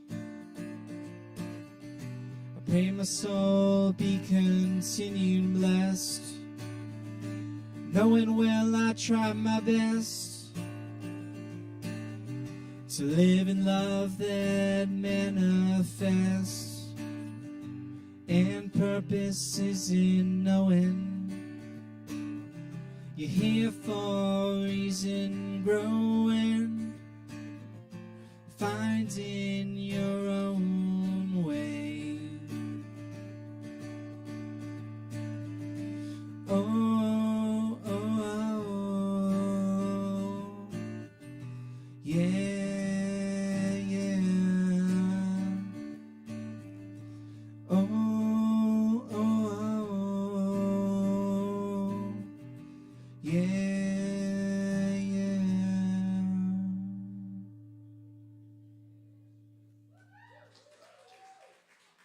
Thank you all.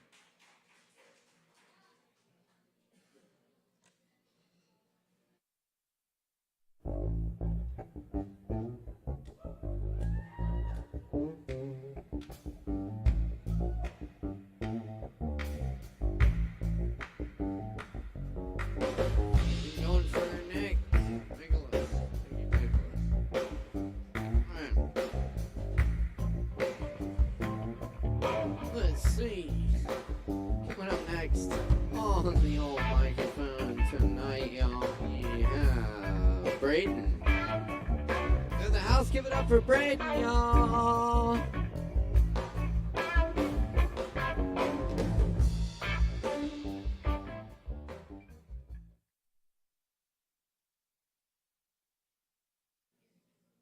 How you doing, y'all?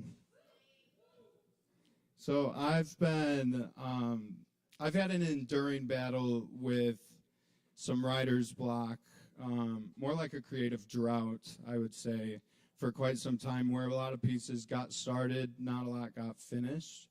So I finally finished a piece in quite some time. So I figured I'd share it with y'all tonight. I've heard it said before that grief is really just love stuffed into a long, heavy coat, plagued by the moments that lived in between us and all the things we never got to say. So now I wonder, at what point does this reverent longing verge on prayer, yearning for an epilogue that captures the weight of your silence? And I used to think that silence was inherently empty, that the visceral burden of your absence was only made unbearable after drinking from the cup of delusions that my mind poured out for me. But your silence, I found, is not hollow or bare, for if there was truly nothing there, I would not be stuck gasping for air, drowning in a pool of your apathy. With this, I realize that your detachment is the long, heavy coat you coax your soul into, subduing the knowledge that we made each other feel something, something that perhaps we were too afraid to call love. So now I'm full of scars I've gathered from the autopsies I've performed on the memories I have of you. As I cycle through the catalog of moments where you let down a few of your walls and shared with me the love I know was there. But these memories, they knock on the back door of my skull, demanding to sell me their Bible. And my bones, well, they tell me otherwise. See, all of my inner workings have held on to you so fervently that I worry the seams of my coat have begun to unravel after reaching all that they can hold. And I will have to carry it all with cupped hands, squeezed tight enough my fingers go white, as to ensure that my memories of you cannot slip through like grains of sand in an hourglass. But just as in every autumn before, the trees remind me again and again of the necessity of letting go to make space for what is to come. So until then, I will sit drunkenly in the little room inside my head, lined with all the things that meant so much to you, as I fiddle away with my buttons, thinking back to the times when you unbuttoned just a few of yours. Thank you.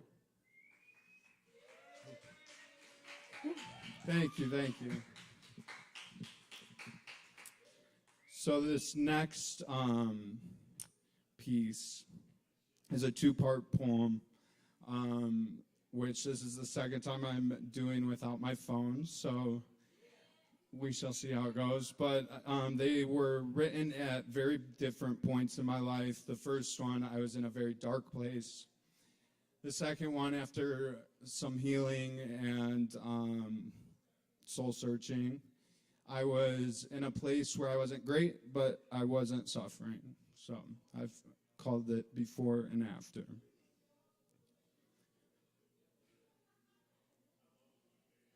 The empty parking lot lie half naked to the side streets, partially visible behind juvenile blooms of dogwood and birch. Both the parking lot and the side street adjacent to a reticent lakelet, bordered by the weeping willows whose vines danced in gentle harmony with the breeze. I walked along the path of that silent pond, whose water reflected a slate-colored sky, evidently missing the subtle moonlight. Surely the moon and the water were playing a little game of hide and seek. Or maybe it was that the moon glanced at his reflection and retreated far behind the clouds, rattled by this special pond, whose water virtuously reflected an honest image of himself. The moon, that is. See, this is what I thought. And as I walked along that curved path to my left, the water waited patiently, until finally I turned sheepishly to get a look at myself. How long had I stood there? I peered at a stranger whose characteristics were familiar enough, reminiscent of a time before when flowers bloomed behind those eyes. But now, this stranger was more gaunt than before, an unlovely version, filled with littered scars hidden beneath smooth skin, a guise that had grown more pale, drained from hiding the echoes of inward pain, surely wails for help, and the poisonous remedies used to coax these echoes into indifference. How long had I stood there? Thank you. Thank you, thank you. All righty, this is after. There's a subtle curiosity in the air tonight. Certain type of golden ash residue burnt off the backs of the beautifully broken, and it lingers on my lips. We haven't done this dance in a while. Reminisce. Shit, the last time the air felt this light, we were riding on a caravan of liquid daydreams, starstruck by intricate illusions created by a certain type of golden ash residue. But they are not that anymore, are they? Daydreams. The toxic paint has stripped away, leaving my bones bare, and I ask myself, who are you? The glass that is full or the glass half empty, because you are indeed empty. Albeit in a cosmic irony, I do feel more full now, quenched even. My bones may be bare, but they are also dry. See, there's a difference between being empty before and being empty after, and I decide that I am the glass waiting to be filled. See, I used to ride the ripped curl of the swooshed breeze, willingly scorching my skin, flying too close to the sun. Behind me, all that golden ash, a sort of residue forcefully stripped from my flesh. See, I used to sit and swim through this mirage of beauty. I would watch the bits of myself slough off and drift away, and I would count in between the seconds before the next little gust took some more. But you see, I used to dream in black and white, for I drank all the colors to satiate my thirst. But now I remain quenched, and when I sleep, I dream with a spectrum of luminous stardust, almost a sort of golden ash residue. Thank you. Thank y'all.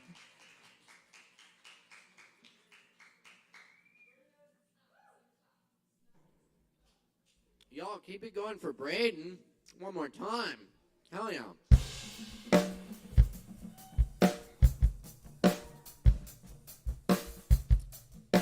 Nice. All right. We're keeping it going for you. Stick around. We still got a bunch of open mic coming up.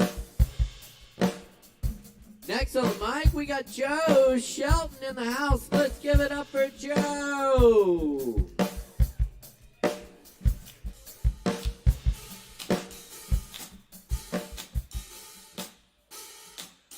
When you're out on the streets. Is that working? Okay, good. Got a few short poems and one or two songs, depending on if my voice holds up for you. Let's see what develops.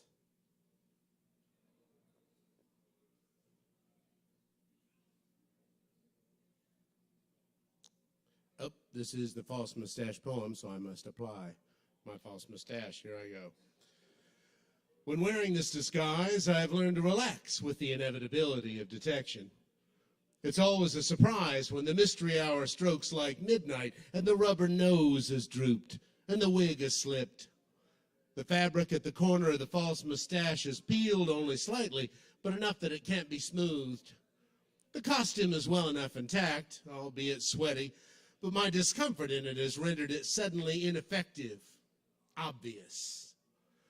The once rambunctious crowd of you human beings has unexpectedly calmed, breaking my cover. Suddenly, you're comfortably interacting in pairs, and the music pauses like from musical chairs.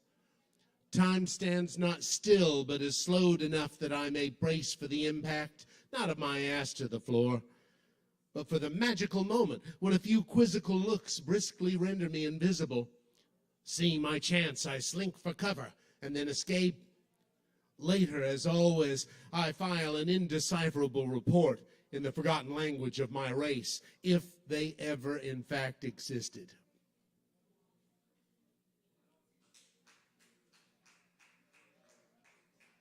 Thank you. In the cave.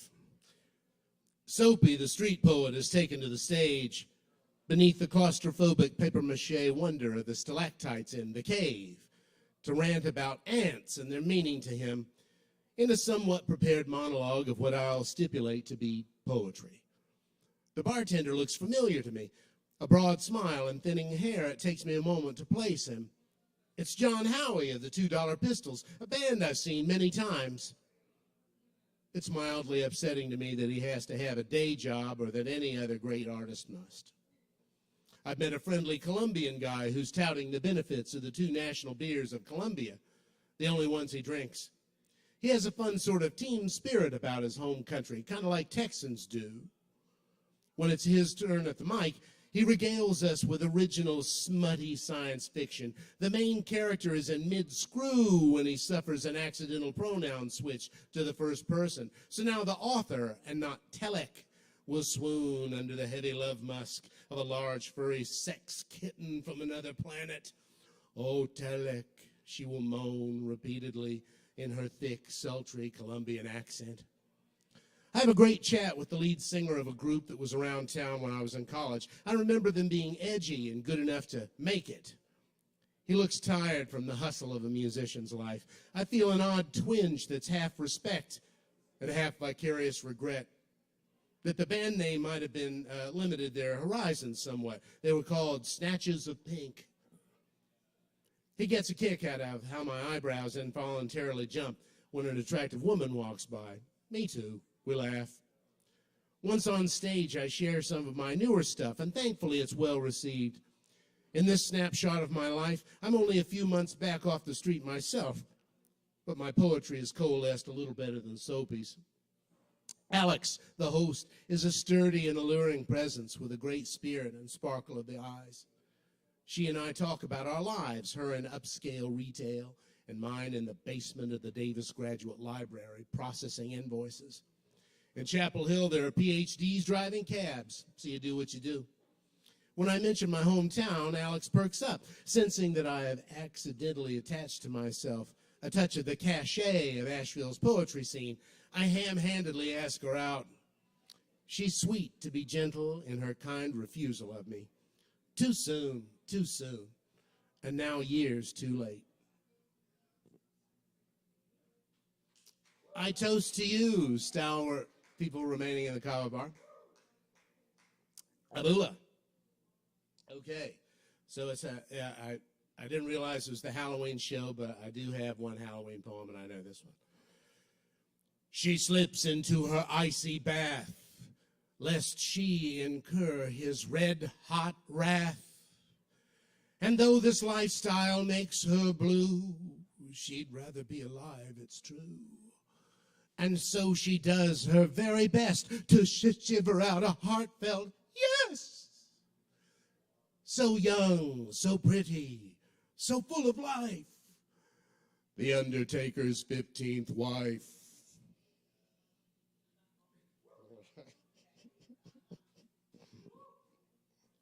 All right. That was about necrophilia. Okay, and a couple of songs, which I learned. Sally and me went for a walk downtown, went in every little shop and had a little look around. I can't help being silly with her, doesn't seem to mind. She's easy on the eyes and very smart and really kind. What care I, diddle-dee-dee. I love Sally, maybe she loves me. The parking garage had an echo, so I sang a song about a cowboy calling cattle in the rain.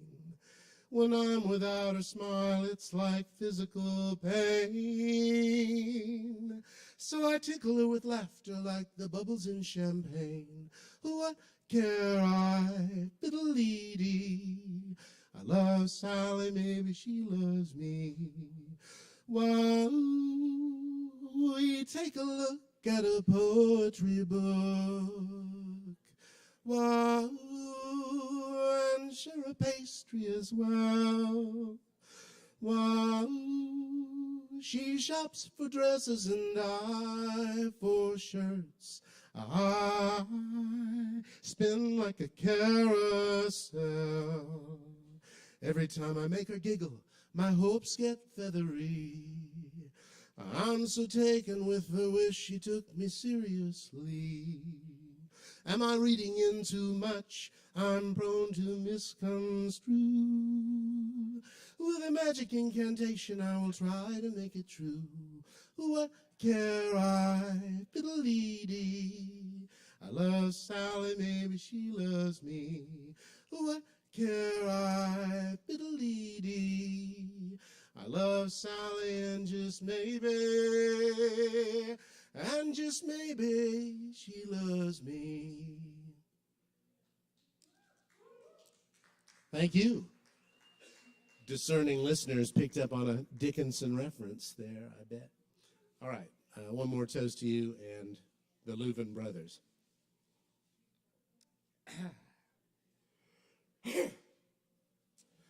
Got in a little trouble down at the county seat. Lord, they put me in the jailhouse, beloved on the street. When the judge read a verdict, I was a guilty man. He said $45, 30 days in the can. And that'll be cash on the barrelhead, son. Not part, but whole, yes, the entire sum. No money down, no credit plan. No time to chase you, 'cause I'm a busy man.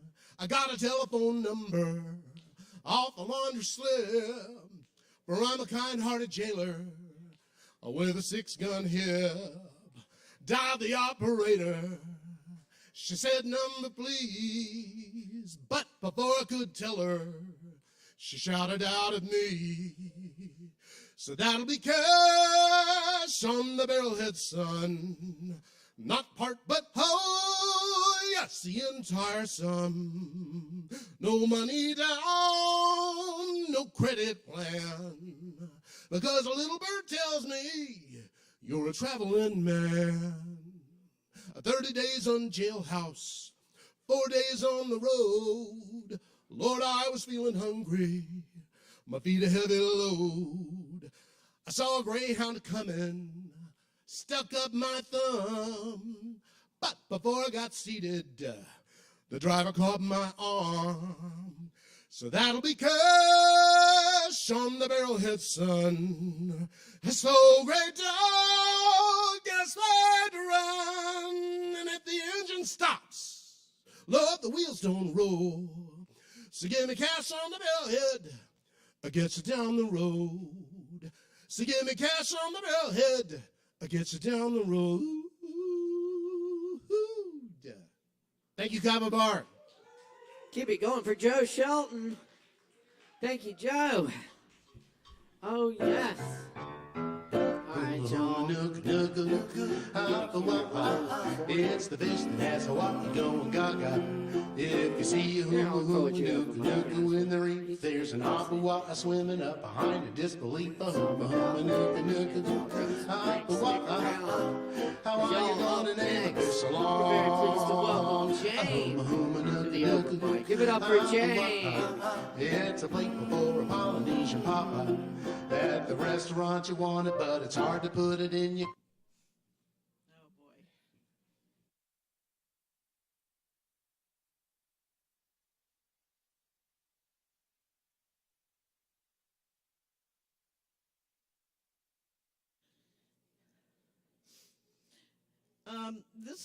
This is from a book that I've been working on called Confessions of an Amnesiac.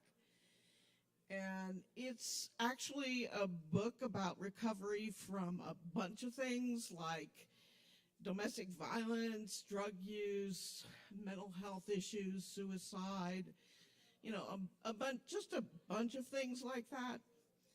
And it has a couple of clinical chapters every now and then, because I was once a counselor. So this is a clinical chapter. I did it last week, but I thought it'd be educational. Notes from Integrative Sex Therapy with Tammy Nelson, PhD. The opposite of death is desire, by Tennessee Williams. Number 1, relationships need time, attention, affection, and sex for them to thrive. People come into therapy due to a lack in one or more of these areas, and that lack is draining the relationship of its lifeblood. You know, I never received much from any of these areas from anyone. I pretended I was fine, but clinically you might call this neglect. The results of neglect are boredom, desire discrepancy, and erotic shutdown. I certainly shut down, subliminating my sexual needs into creativity. The pelvis chakra is responsible for sexuality, passion, and creativity, so it makes sense that I would not miss sex too terribly much as long as I was creatively active. I wrote 8 plays, 3 screenplays, a thesis, numerous retreats, and group curriculums during my time spent in relationship. When bored, write. I ended up with 2 commercially marketable scripts, a collection of poetry, in this book. I think I might have preferred having a good sex life looking back. Number 2, affection raises dopamine levels of up to 14 days. Whatever elation I receive in life was due to organic condition in the manufacturing of neurotransmitters in my body chemistry, which usually triggered by excitement over some new creative project and sharing it with others. It seldom had to do with receiving affection. I guess to avoid the painful triggers of the sex act, I made sure I was too busy to relax and enjoy affection from a man chosen for his inability to provide meaningful sex, so I would not have to go there. Well, I made sure to remain unaware of my own deficiencies to supply the man what I never learned but craved. I made sure to serve my man's pleasure as best I could and to never ask for anything in return. I never enjoyed sex. I didn't know how. Number 3, men surveyed reported that they thought it should take women no more than 4 minutes of direct clitoral stimulation in order to orgasm. However, according to Tammy Nelson, atomically, it takes women an average of 8 to 20 minutes of direct clitoral stimulation to achieve orgasm. Now, I don't know about other women, but all I remember about sex was the silent scream that would rise up from my clitoris during the overwhelming number of times I'd been left prematurely on the edge thinking, oh God, just a little bit longer, and my partner either giving up, wearing down, or falling asleep, having satiated himself. I quickly learned how to make everything okay for my guy by faking orgasm just because after years of being left on the edge, I knew the sooner I could stop the charade, the easier it would be on my anatomy and my mental state. I mean, who wants to go through life being called a bitch all the time?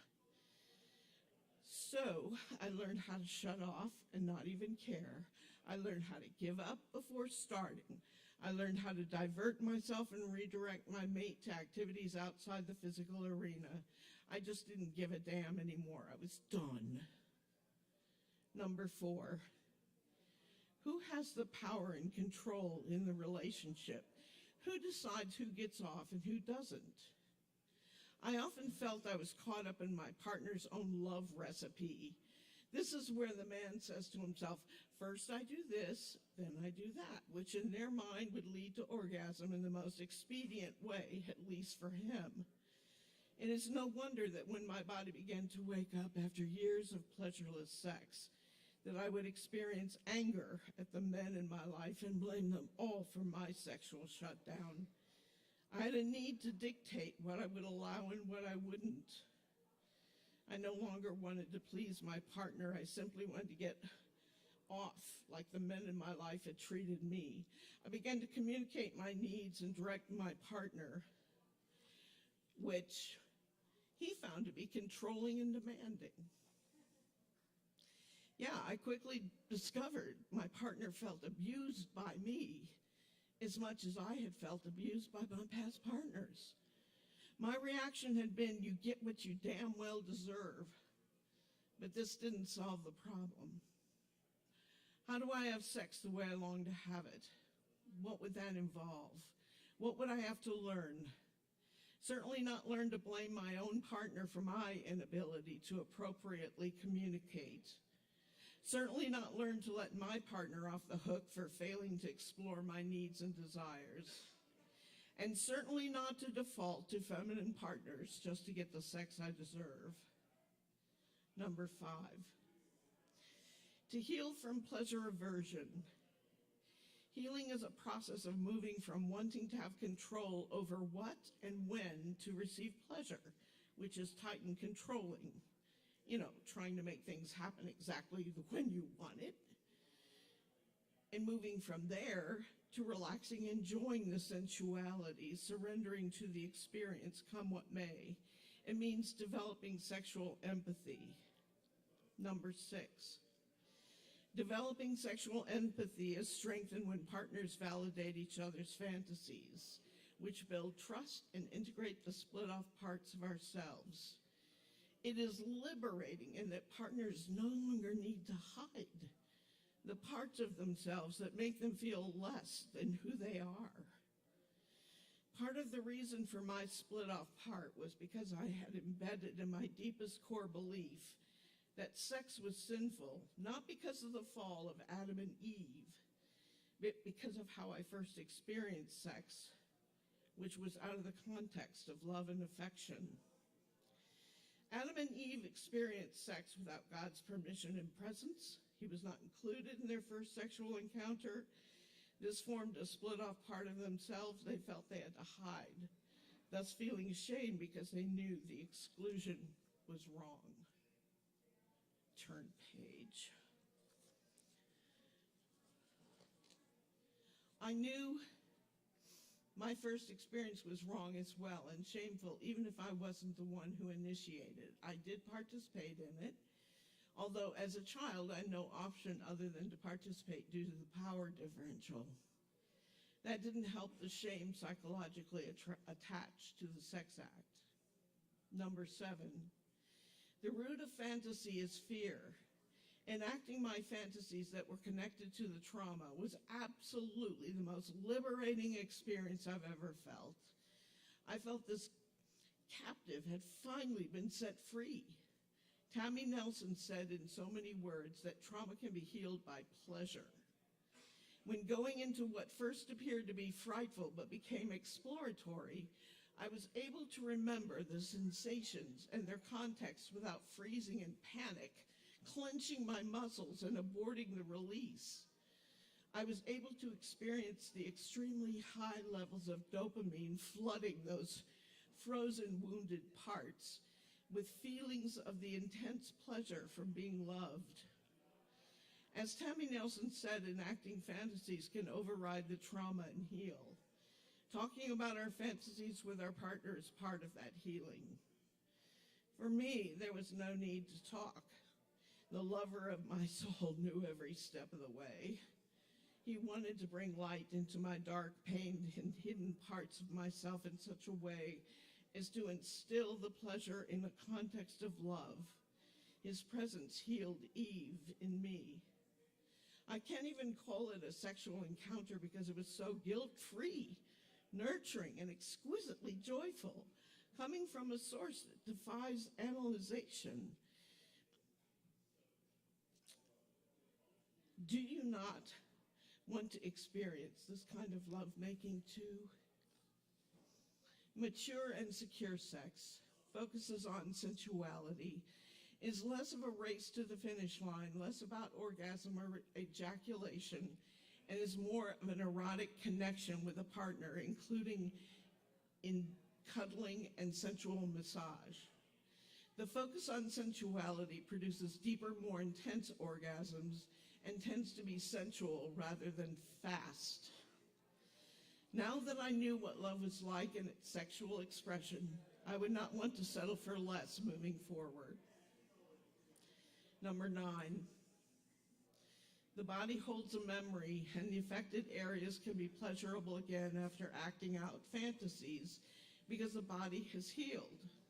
So instead of pleasure denial, which Nelson defines as, hey, I'll pleasure you, but I don't need pleasure for me, I'm now interested in something more equal, something more inclusive, something worth my while. And I'm not exactly sure what it looks like, but I trust it will be found. And I'm not sure if there's anyone alive on earth who would ever want to experience something more with me, but then maybe my love warrior isn't made of dust. Thanks, Phyllis.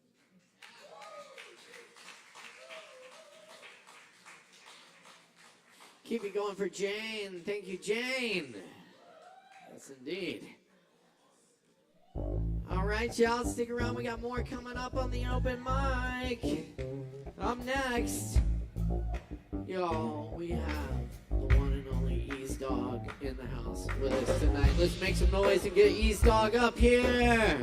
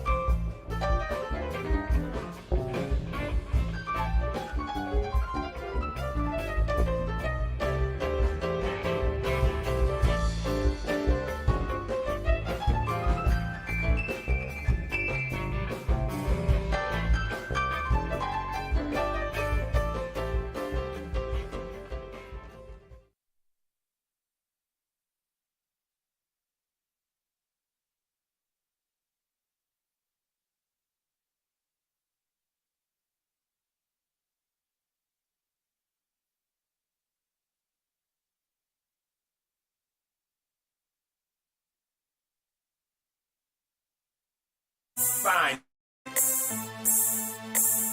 For those that have known me, I go hard in this local rap scene. Straight out of Asheville, y'all take a trip to Rapsville. Straight out of Asheville, y'all take a trip to Rapsville. The studio, home of It's About to Go Super Hard. Asheville, y'all take a trip to Rapsville. The studio. What up, Asheville? The dog was loose in real life at Severn Kava. How's everyone doing? Oh yeah, I'm about to go ahead and kick y'all with a little couple bangers and stuff though. But before I do, I have a little announcement right quick. November 11th, I'll be doing like a video premiere party for the music video for my hot song, Reminisce Good Old Days. Right here. All the artists performing you see on here, such as Free the Glitch, I See You in the House, Big M, T Slay, with Drew the Design, Amazing, Kirby MFK, Boy P, Lil Youngster featuring Lil Black, all performing at this one spot November 11th. So y'all pull up, free cover, free pizza, good times, good vibes. Oh yeah. And speaking of reminisce, I'm about to go ahead and do that song right now.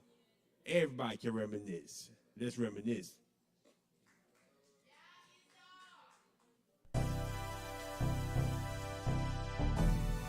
Ease Dog on the track.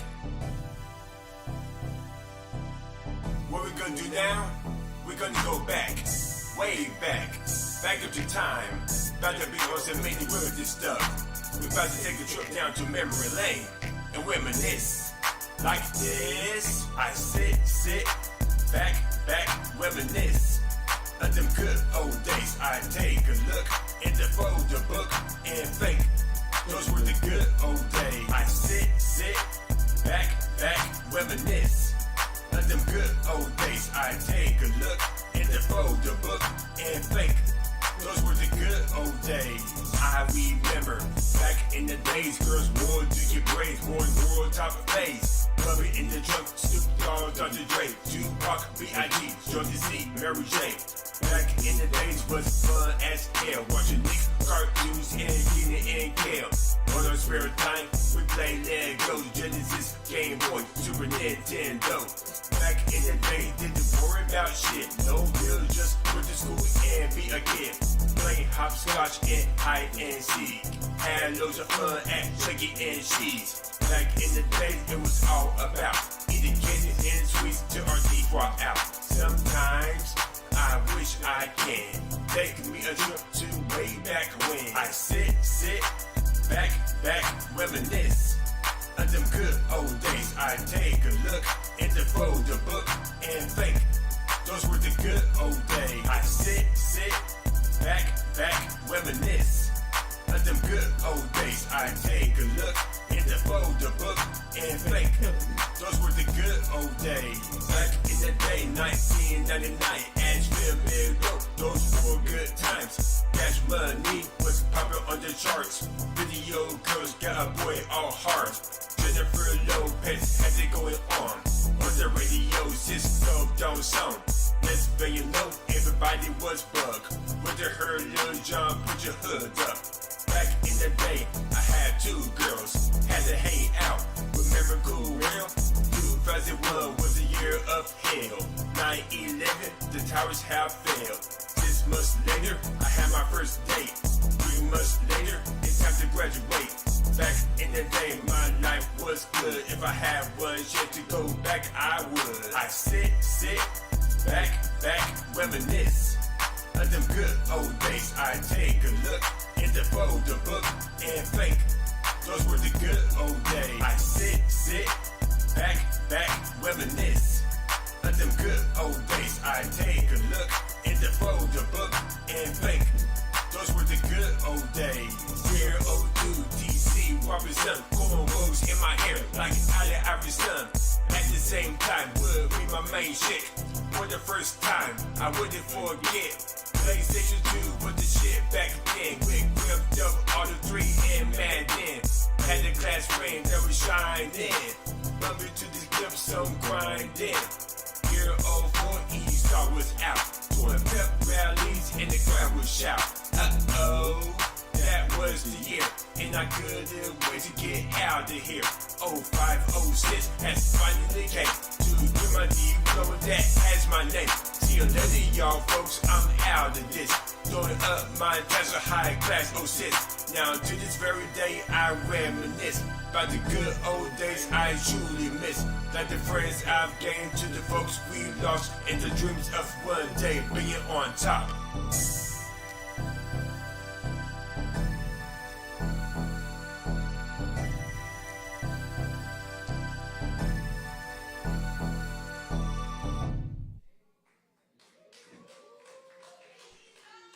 Oh, yeah. And that was the banger. Reminisce good old days.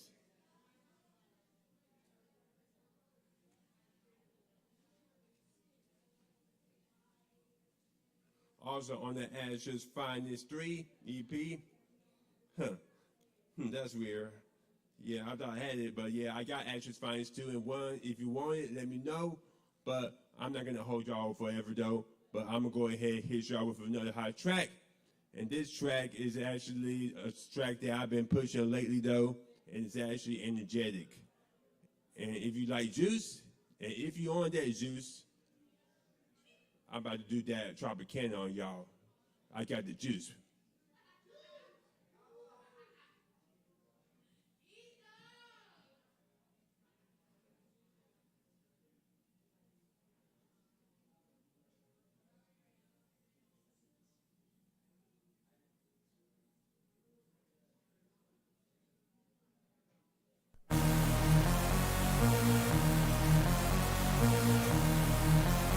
Ease dog on the track. After years of consistent grind and hard work, I finally got that Tropicana. Say I got the juice.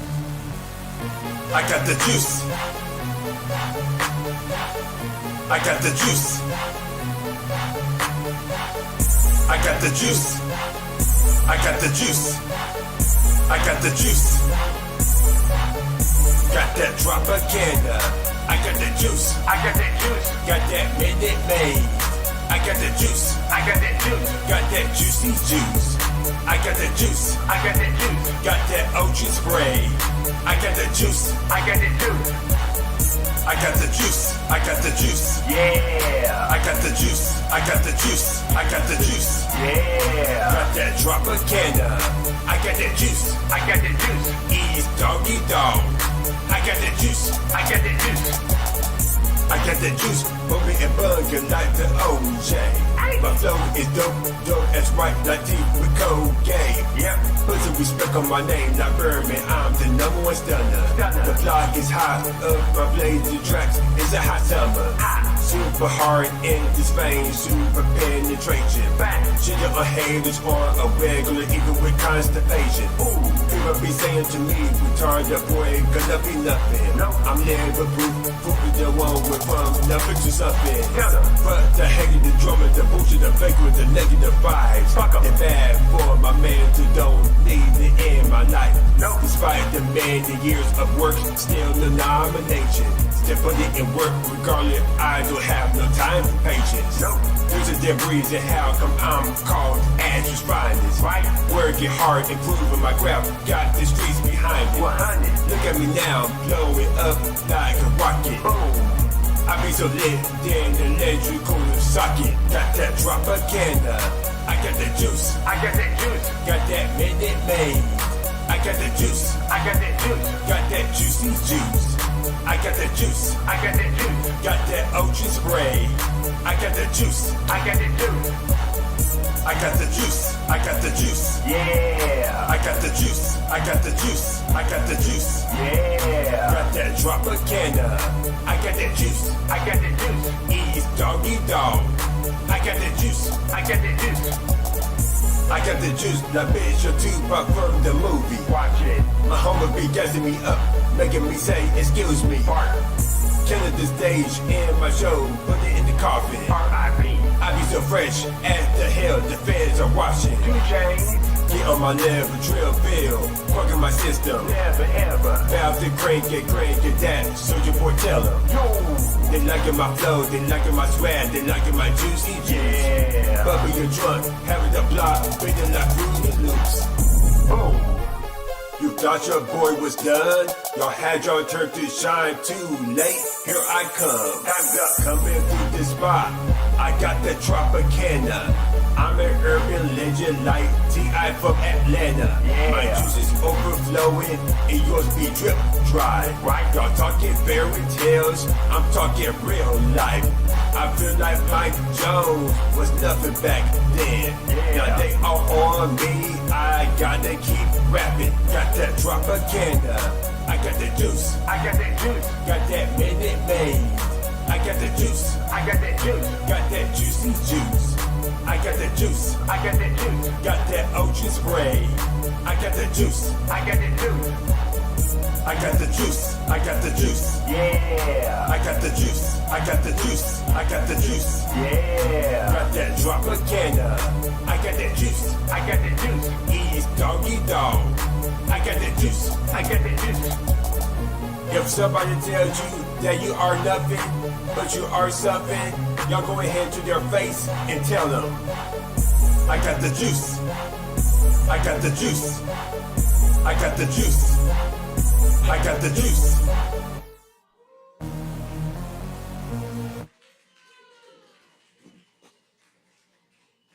Oh yeah, that was a wonderful track.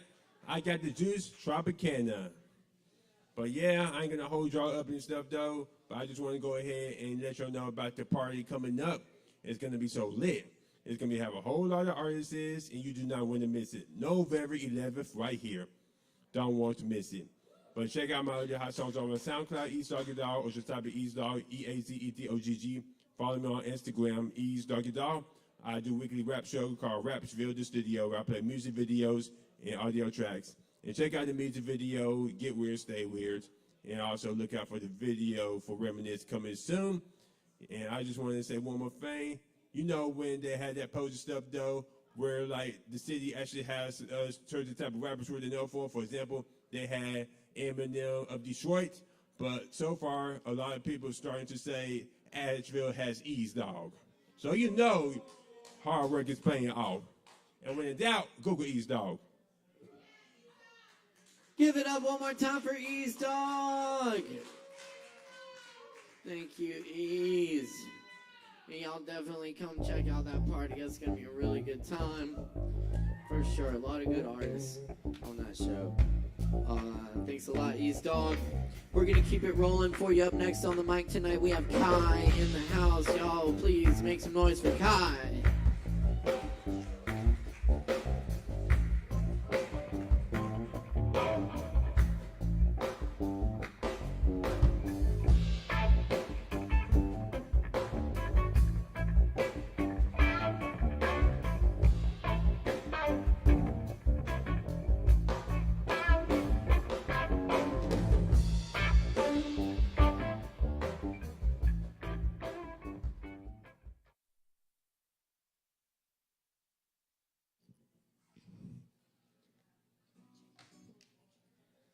Hi, I'm Kai. Hi. If maybe, yeah. Hi, I'm Kai. I'm gonna play 2 original songs for you tonight. Yeah. Hi, I'm Kai. What? Yeah, could you do more? Maybe a little more.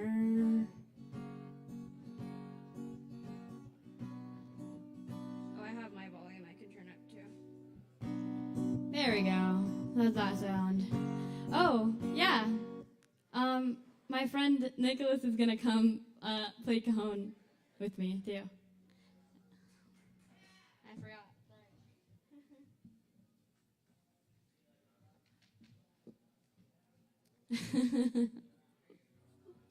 Sorry. I forgot. But I only forgot in my brain, but my heart never forgot. So I'm putting out a single soon. Yeah, it's called Ode to Roadkill. I'm not going to play that song tonight, but I have been told I need to talk about the song. So it's coming out soon. It's called Ode to Roadkill. Produced by Sunroom Studios, ASHEViLLE, Alex Wolfinger Jones. This Ari right here is played violin on it, and it sounds really bomb. Yeah.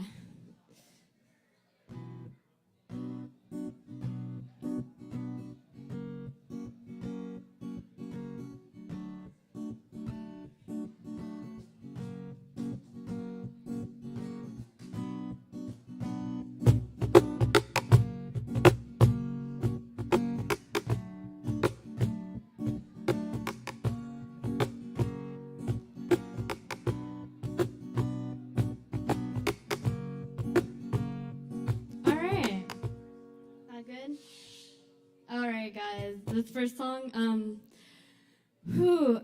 has anyone ever accidentally fallen in love with their friends with benefits? Me neither. This song's called Love Bite. This is gonna be the second single.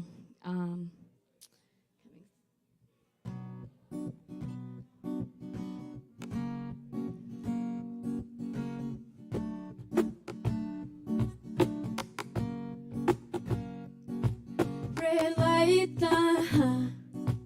I fight, love bite.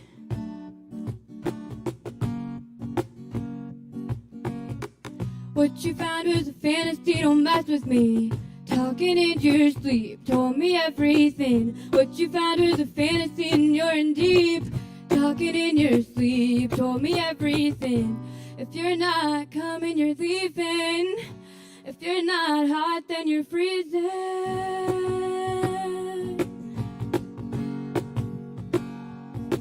You got me running red lights for ya. Got me thinking I'd fight for ya.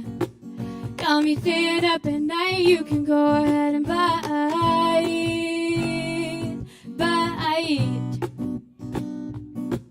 Red lights, I'd fight. Love bite. What you found is a fantasy, don't mess with me. Talking in your sleep, told me everything. What you found was a fantasy and you're in deep. Talking in your sleep, told me everything. If you're not coming, you're leaving. If you're not hot, then you're freezing.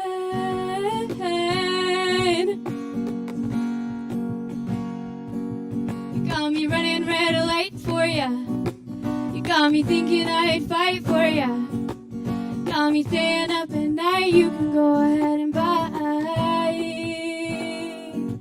You got me running red lights for ya. Got me thinking I'm right for ya. Got me staying up at night. You can go ahead and bite.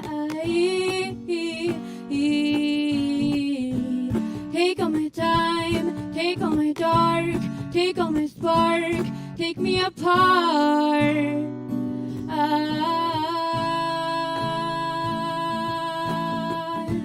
Take all my time, take all my dark, take all my spark, take me apart.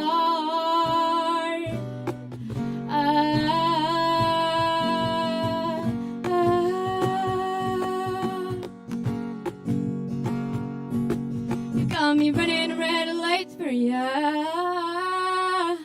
Got me thinking I'd fight for ya. Got me sleeping through the night. You can go ahead and bite. You got me running red lights for ya. Got me thinking I'd fight for ya. Got me staying up at night. You can go ahead and bite.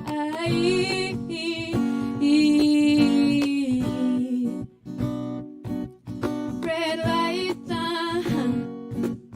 I'd fight. Love bite.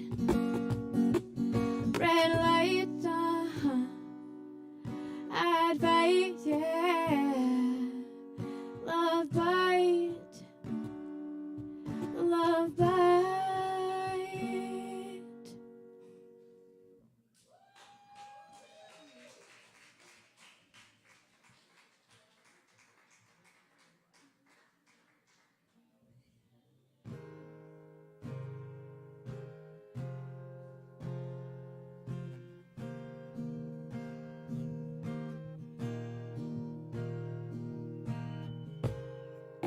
This song's called Cliff Kid.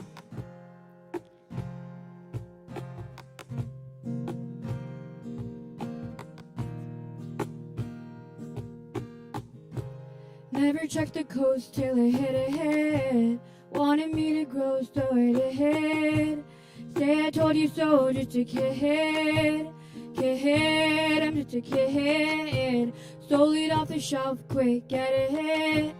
Keep looking around like she's skittish. Bring the bottle up, down, drip it. Drip it, drop it. Handed me a bowl, so I lit it. Looking at my lips, so I bit it. Go to rest my head, and you're in it. In it, yeah, you're in it. I've been on my own for a minute. Don't wanna be alone, wanna kick it. Wanted me to grow, so I did. Said I told you so, just a kid.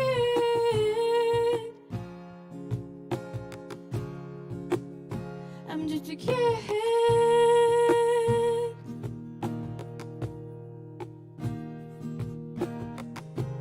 Wanna lose control, so I did.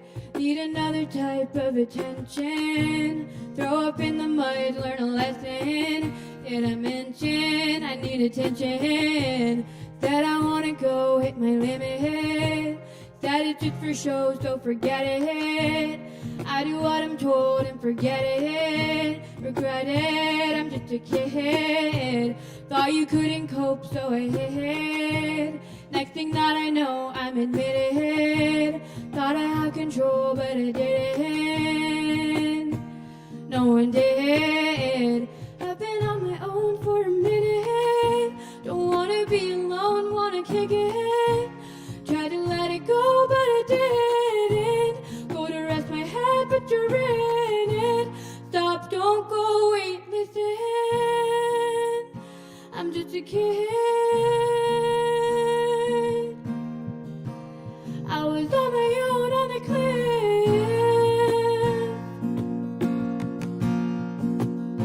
I'm just a kid.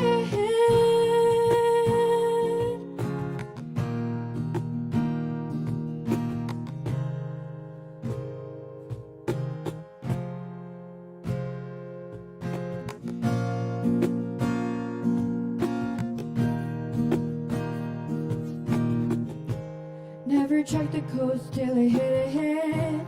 Wanted me to grow, so I did. Needed you to know, so I said it.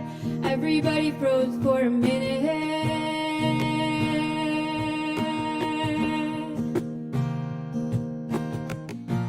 Wanted me to grow, so I did. Go to rest my head, but you're in it.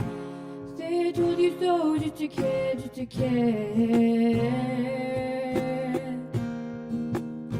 I'm just a kid. Just a kid.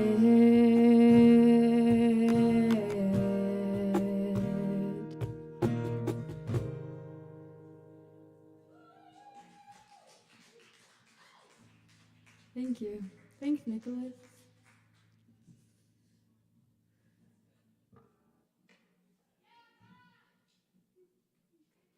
Hey, y'all give it up for Kai and Nicholas. Thanks, y'all.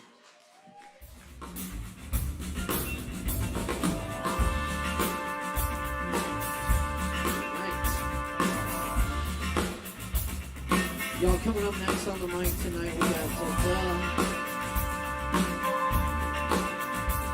Good job.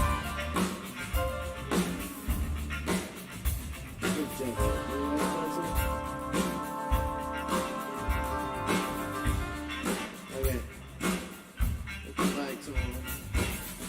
We got Patrick. Patrick right here. Let's give it up for Patrick, y'all. Thank you, Patrick.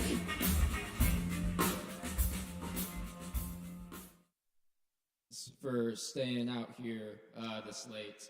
I'm going to be doing some stand-up jokes, so hopefully we can get a couple of giggles before the end of the night. Yeah, this is some stuff that I've been working on for a little bit, so some of it is still pretty new, so I might need to revert back to my phone a little bit. So whenever I worry if a person is going to be like scared of me because I'm a dude, all I have to do is remember what my face looks like, and all worries just stop. I've been told that I have a very approachable face, and my posture, right, says that this man is also vulnerable to attack.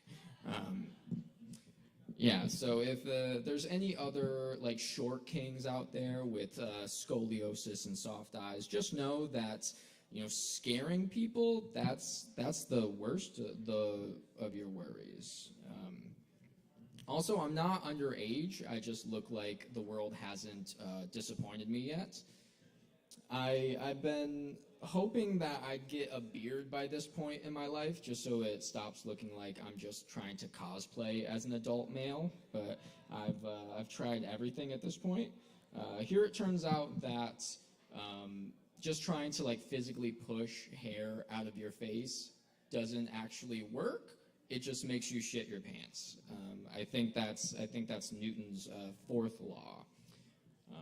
And my phone knows that I'm a guy too, so it thinks I'm angry all the time because it keeps recommending me all these videos of these like alpha guys that just want to go back to a time when men were men. I don't know exactly what they mean by that because it's not like, this generation isn't filled with men like that. We just call them fuckboys.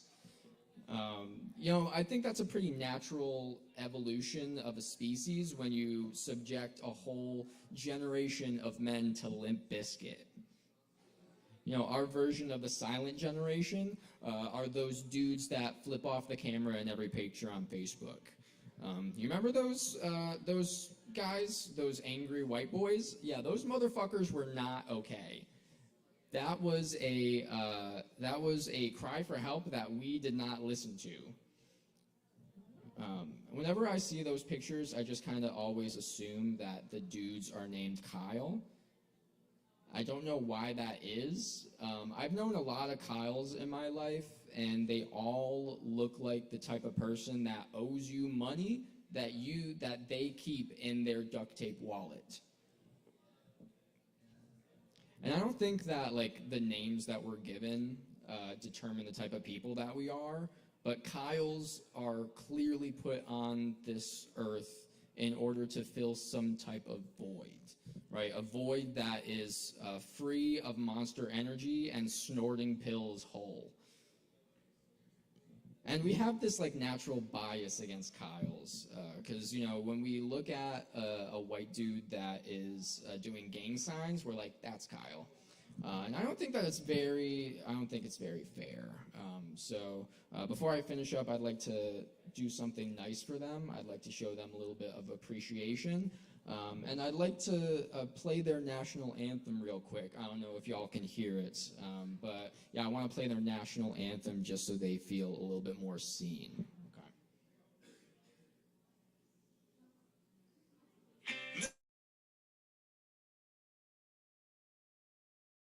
Okay. Bye. Hey, y'all, give it up one more time for Patrick. Thank you, Patrick. All right. We're going to keep it rolling then. We got a few more folks coming at you tonight, so stick around, grab some Kavas. Up next on the mic tonight, we've got Taso back in the house with us. Let's give a big warm welcome for Taso.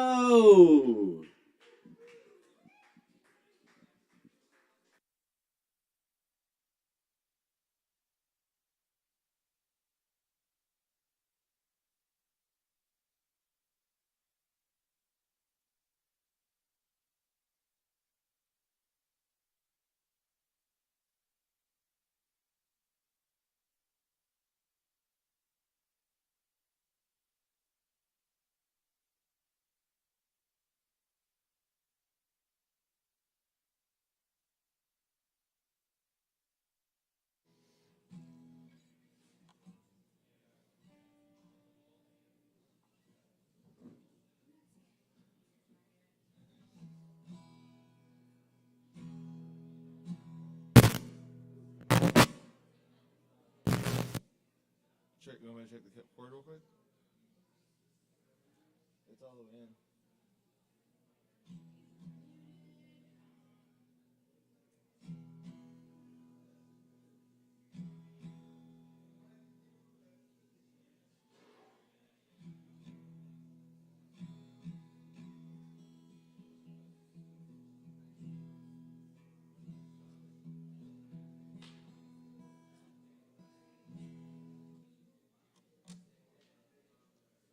We're gonna try the other table that's on the ground.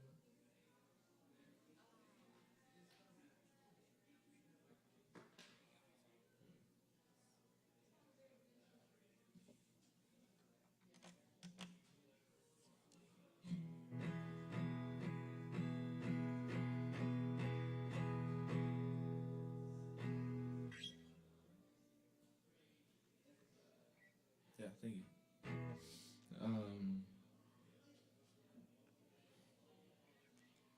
This is a song called Plush.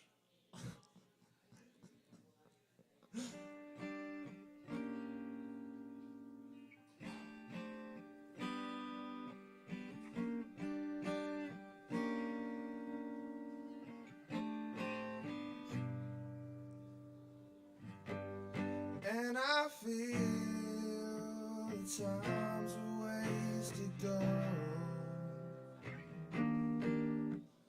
Where you going for tomorrow? And I see that these are lies to come.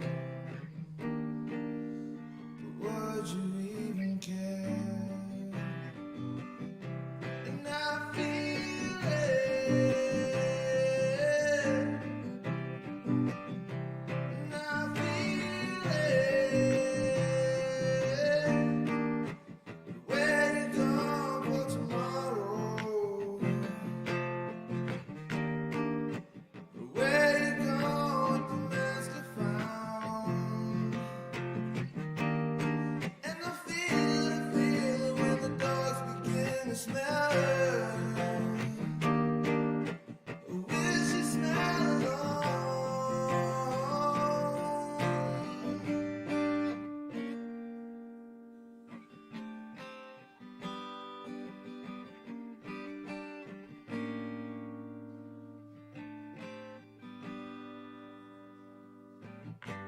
And I feel so much depends on the weather.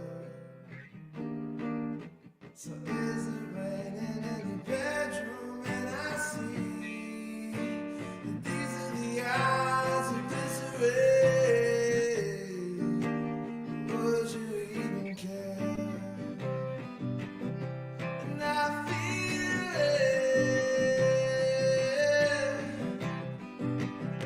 And I feel it. Where you going for tomorrow?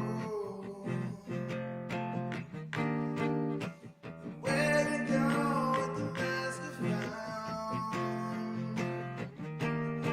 And I feel when the dogs begin to smell. Will she smell when the dogs find her? Got time to wait for tomorrow to find it, to find it, to find it. When the dogs find her, got time to wait for tomorrow to find it, to find it, to find it.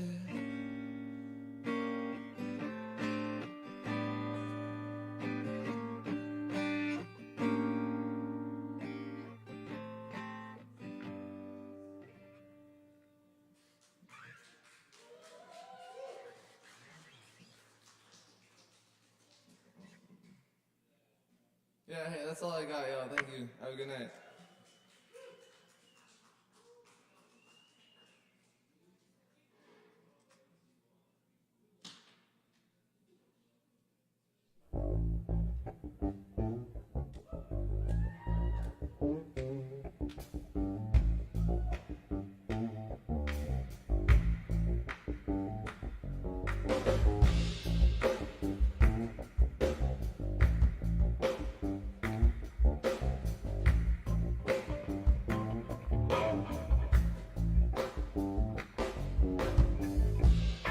Hey, y'all give it up one more time for Tayso. Always good to have Tayso in the house. Thank you so much, Tayso.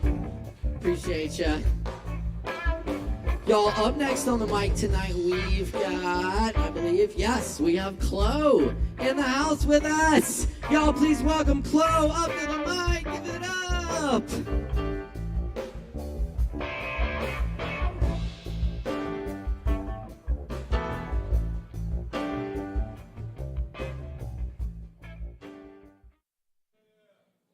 Hi. I wrote a poem. I have a crush on somebody, so I wrote a poem about them. Happens, so the best of us.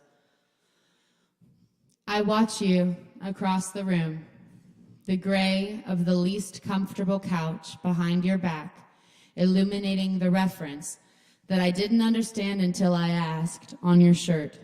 The lamplight glowing on cheek, shoulder, light curl with glistening eyes glancing over and over. We just caught each other's gazes and stayed. You kept me there until I laughed at your expression, persistent and light of heart.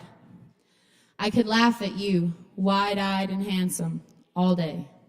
You, reminiscent to me of an age documented through the obsessional fantasy of a former self in a decades-long dead. Melodies ringing and chests prideful, the land reaching back to outstretched hands. Oops, I typed something. To outstretched hands off canyon sides. Peaches fresh and heavy falling into ready palms, teeth and lips pulling juice from fruit. The oceans inside of me have been rolling so long, and here you are now again.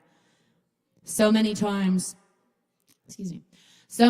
I've told my version of God that maybe I need light or comfort, and you appear in my peripheral, shining yellow and emerald, golden and green, gathering the full momentum of my attention and energy immediately. It almost feels as though you are somehow a part of my core, like you were always there, a name to a face, to a feeling long known. I am here also, taking up the space I require, deserve, and own. Belly full of questions and heart full of answers that only lead to more pondering. I don't want to own you or attain anything, except perhaps your gazes and longings for my laughter, your finger-picked medieval accompaniment softly tickling all the right boxes in my eardrum. I enjoy the achievement of a smile reaching your eyes while looking into mine. I'd like more of that, please. Thank you. And I have a little time. I'm going to sing a song, a cappella. I didn't write it. Hey, Nicholas, your pick's on stage. No, he's not here. Is he here? Nicholas, if you hear your pick's on stage. This is Dream a Little Dream of Me. Stars shining bright above you. Night breezes seem to whisper, I love you. Birds singing in the sycamore trees. Dream a little dream of me. Say nighty-night and kiss me. Just hold me tight and tell me you'll miss me while I'm alone and blue as can be. Dream a little dream of me. Stars fading, but I linger on, dear, still craving your kiss. I'm longing to linger till dawn, dear, just saying this. Sweet dreams till sunbeams find you. Sweet dreams that leave all worries behind you. But in your dreams, whatever they be, dream a little dream, dream a little dream, dream a little dream of me. Thank you.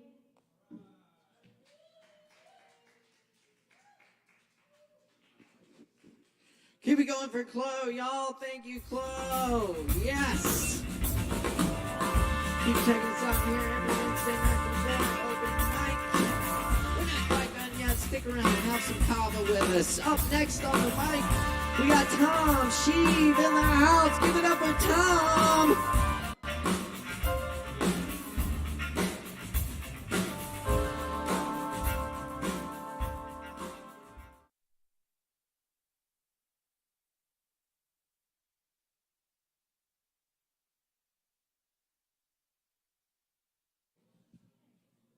Hey guys, my name's Tom Sheev. I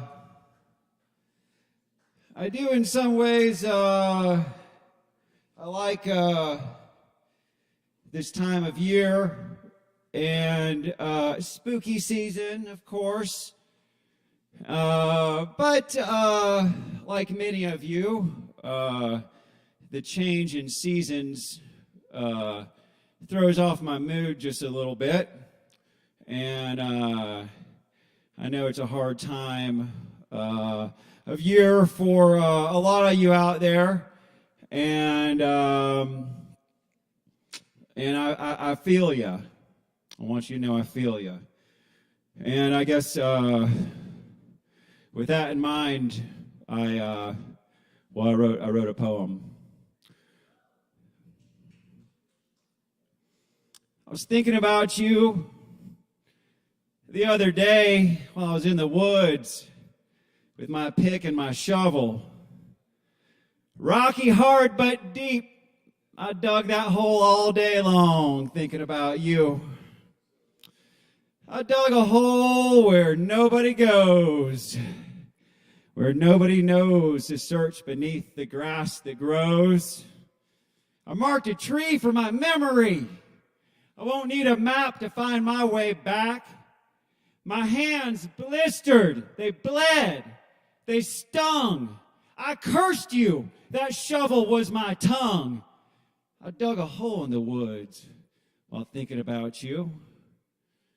I dug a hole in the woods while thinking about you. I dug a hole in the woods while thinking about you. I crawled down inside your hole and I took a selfie like a real estate agent before showing their first home. Spacious, quiet, frogs and crickets, convenient to everything for what it's worth, except for the surface of the earth. I dug a hole in the woods while thinking about you. Oh, not a bad hike from the old roadside. Trunk open, arms full with the filling to fill that hole. That's your hole. You're gonna fill it. I don't know if you'll feel it. Only you'll really know. But who knows how it goes when I start stuffing lovers into one of my holes. I dug a hole in the woods while thinking about you. I dug a hole in the woods while thinking about you. I dug a hole in the woods while thinking about you. Well, well, well.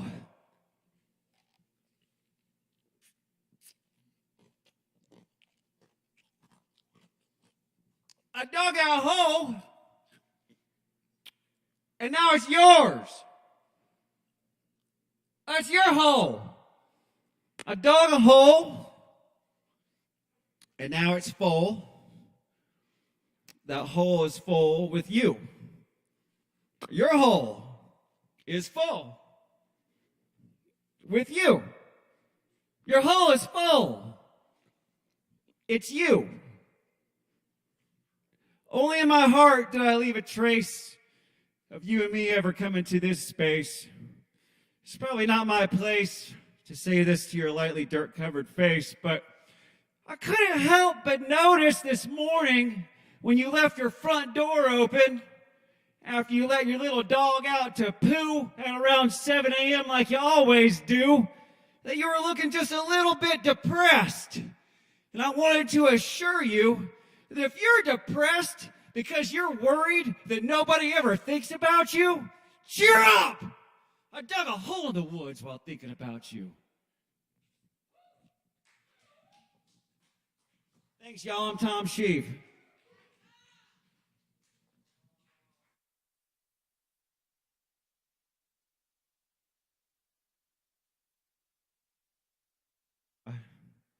From the doctor today. Went to the doctor. Went to one doctor, they sent me to another doctor specialist this morning. He gave me real bad news. He said I'm supposed to find a friend to hang on to my shotgun until the springtime. I'm Tom Sheave, y'all. Thanks. Y'all give it up for Tom Sheave. Thank you, Tom. All right. I think that's just about everyone. Did we have Giselle? Giselle. No Giselle. Okay. Better luck next time. Cool. Performers, make sure you get your free Kava. We do offer free Kava to our performers after your performance. Just see the barkeep. Anyway, y'all all grab some drinks, tip your barkeeps, and we'll leave y'all with a few poems. Where's my cape? Oh, here's a poem. That'll do.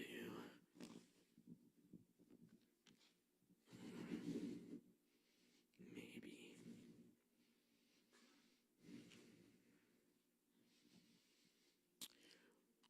Morning begins in autumn. The street lights are still on. The bears are asleep. And I sit quietly. It's been a long few days. A few years have gone by. I look back at the madness. A mouse is chewing. Perched on a wood pile on the new front porch. We're not the only tenants of this new house built in the 1920s. Complete with wood stove and English windows with stained glass that warps the gnarled trees in the front yard. There are blackberries, blueberries, and black raspberries, a fig tree, and a statue of St. Francis of Assisi. Behind the house in the forest on a hill is an old cemetery that no one goes to anymore. The sky is a light blue. All the leaves have rusted, and the world is still quiet.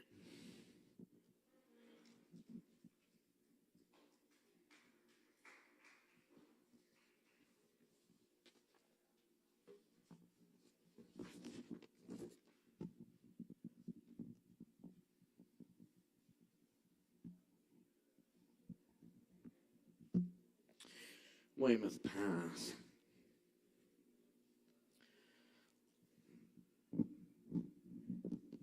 The pines continue to look into my dreams,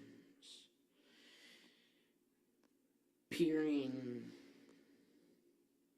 in the still August evening into the old house where there's always a sound in the night. Where the road cruises, where test missiles explode in the distance and skewge all the pictures on the walls. A ragged motel on the roadside called the Whispering Pines Motel when I drive home. Sad vacations from the past. Couples argue over directions. The highway becomes little towns on the horizon. I cross towns off the map. Mountains vanish into flatland. A gopher tortoise eases into sedges. Dark trails curl through woods. My dreams continue to look through the perfect trunks of the long-leaf pines that turn into mist where all that is lost goes.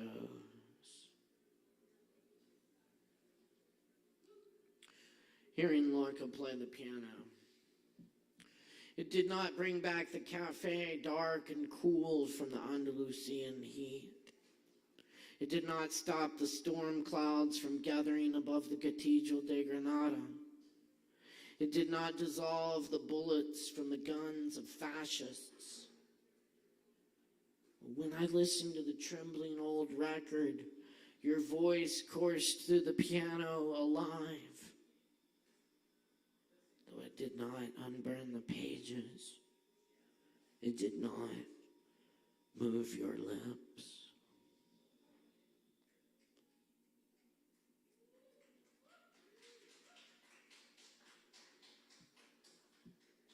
The Friend. Study the cow's movements, the slow chew of cud, the situation in the palm of a hand. Relax, in spite of all we know. I often don't see what's in front of me. A pond, an old road going nowhere, the Luna moth born with one wing. I often don't see that you see me. You find me, like the wildcat, when a voice speaks out of the darkness.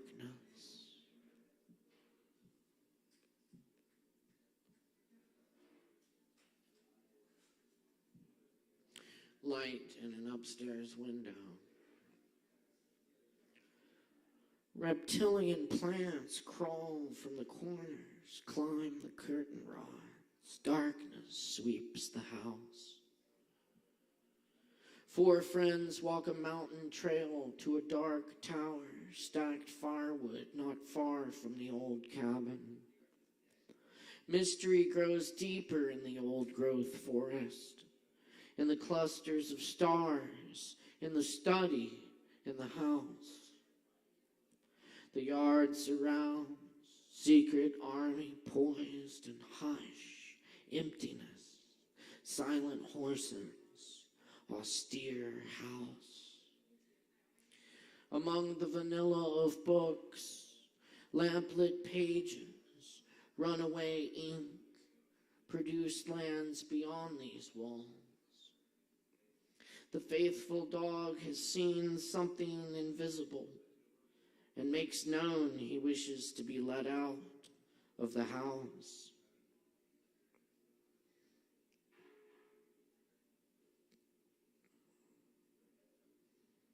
I just need to make a quick edit. It's part of my process.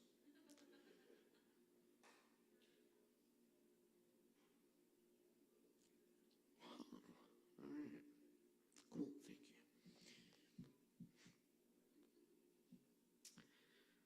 And I'm going to do this Bob Kaufman poem. This is Believe, Believe. Believe in this, young apple seeds, in blue skies, radiating young breast, not in blue-suited insects infesting society's garments. Believe in the swinging sounds of jazz, tearing the night into intricate shreds, putting it back together again in cool, logical patterns. Not in the sick controllers who created only the bomb.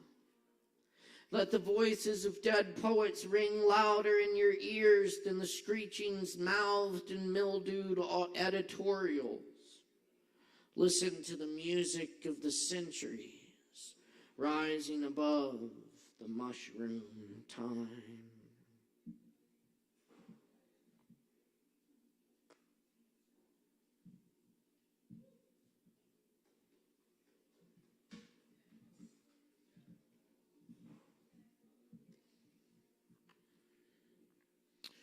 And figured I'd open the Book of Nightmares again tonight, since we do have the Book of Nightmares here by Galway Canal. This is the path among the stones.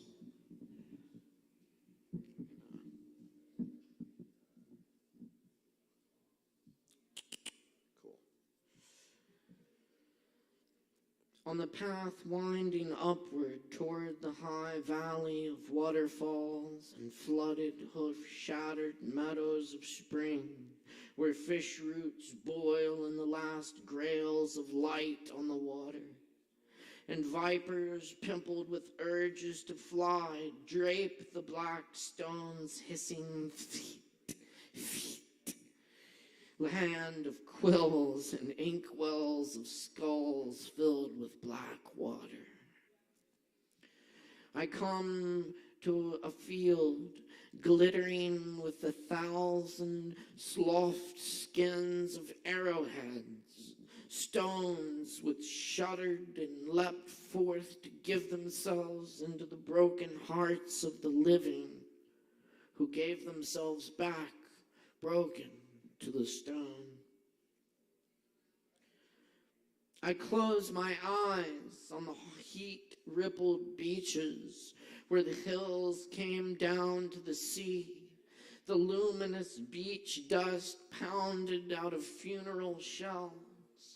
I can see them living without me, dying without me, the wing and the egg-shaped stones, broken war shells of slain fighting conchs, dog-eared immortality shells, in which huge constellations of slime by the full moon writhed one more coat of invisibility on a speck of sand.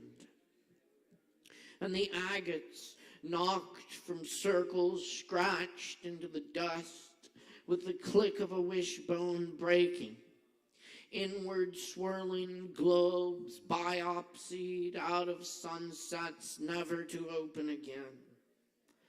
And that wafer stone, which skipped 10 times across the water, suddenly starting to run as it went under, and the zeros it left that met and passed into each other, they themselves smoothing themselves from the water.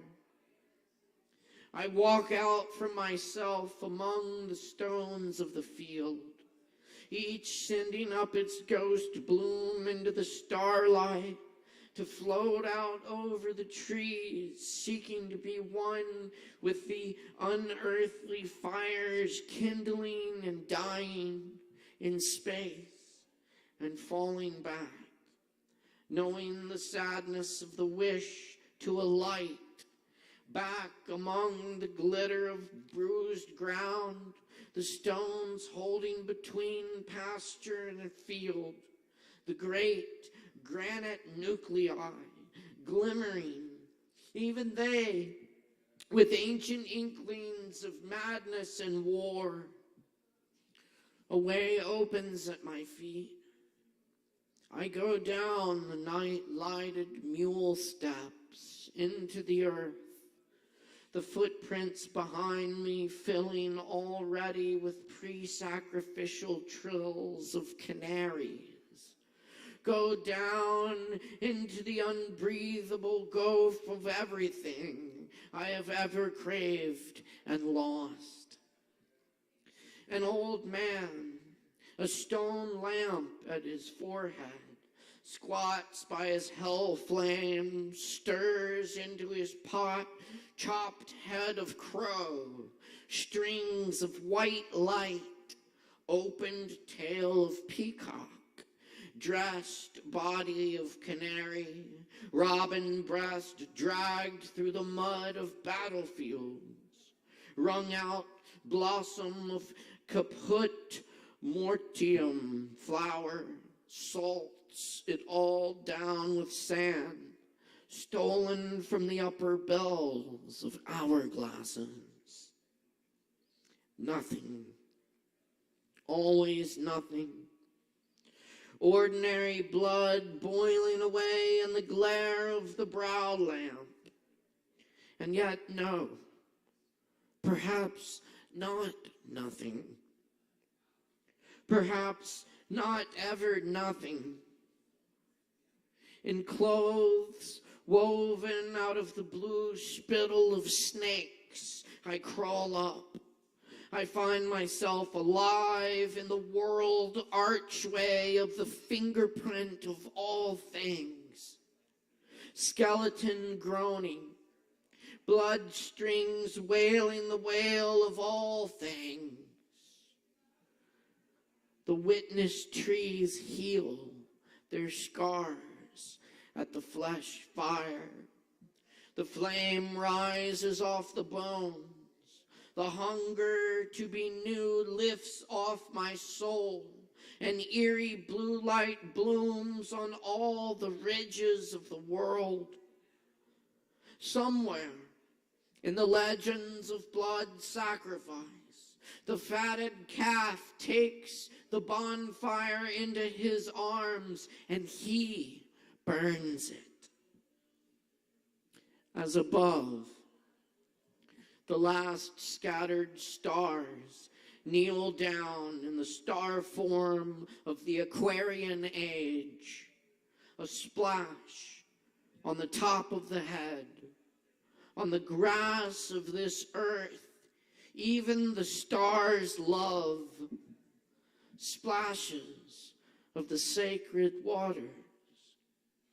So below, in the graveyard, the lamps start lighting up, one for each of us, in all the windows of stone.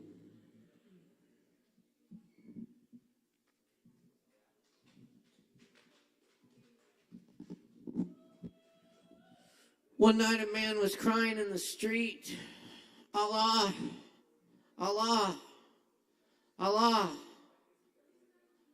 Allah. His lips grew sweet with the praising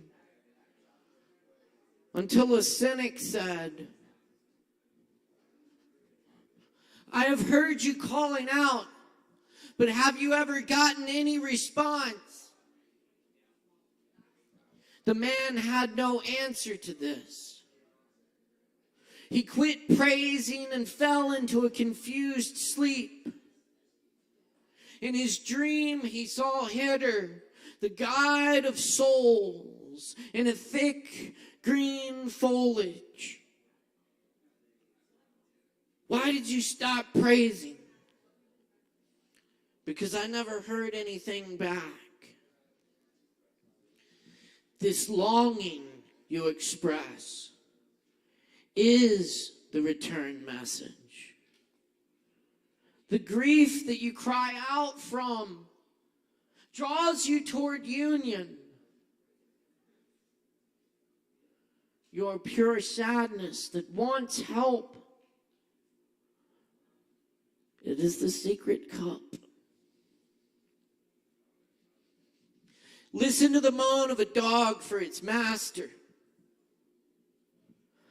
That whining is the connection. Listen to the moan of a dog for its master. That whining is the connection. There are love dogs no one knows the names of. Give your life to be one of them. There are love dogs no one knows the names of. What are your dog's names?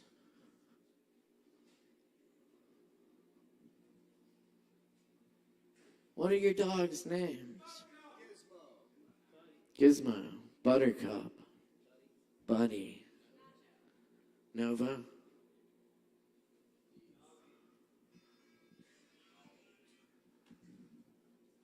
Doggy? Dobby, yeah, Dobby.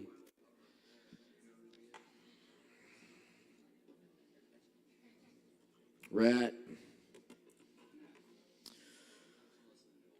Not you. There are love dogs no one knows the names of. There are love dogs no one will ever know the names of. Give your life to be one of them.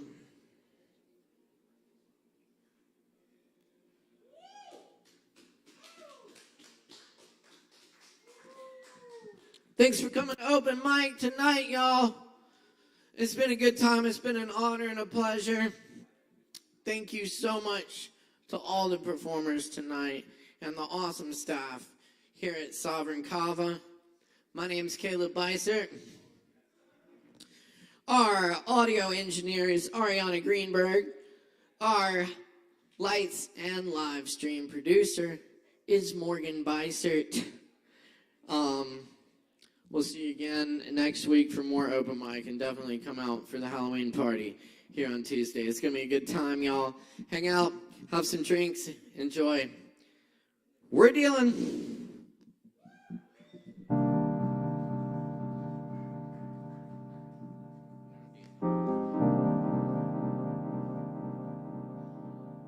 Who's that line? Hey, who's that line? Who's that line? Hey, who's that line? Who's that line? Who's that line? Who's that line? Hey, who's that line? Who's that line? Hey, who's that line? Who's that line? Tell me who's that line?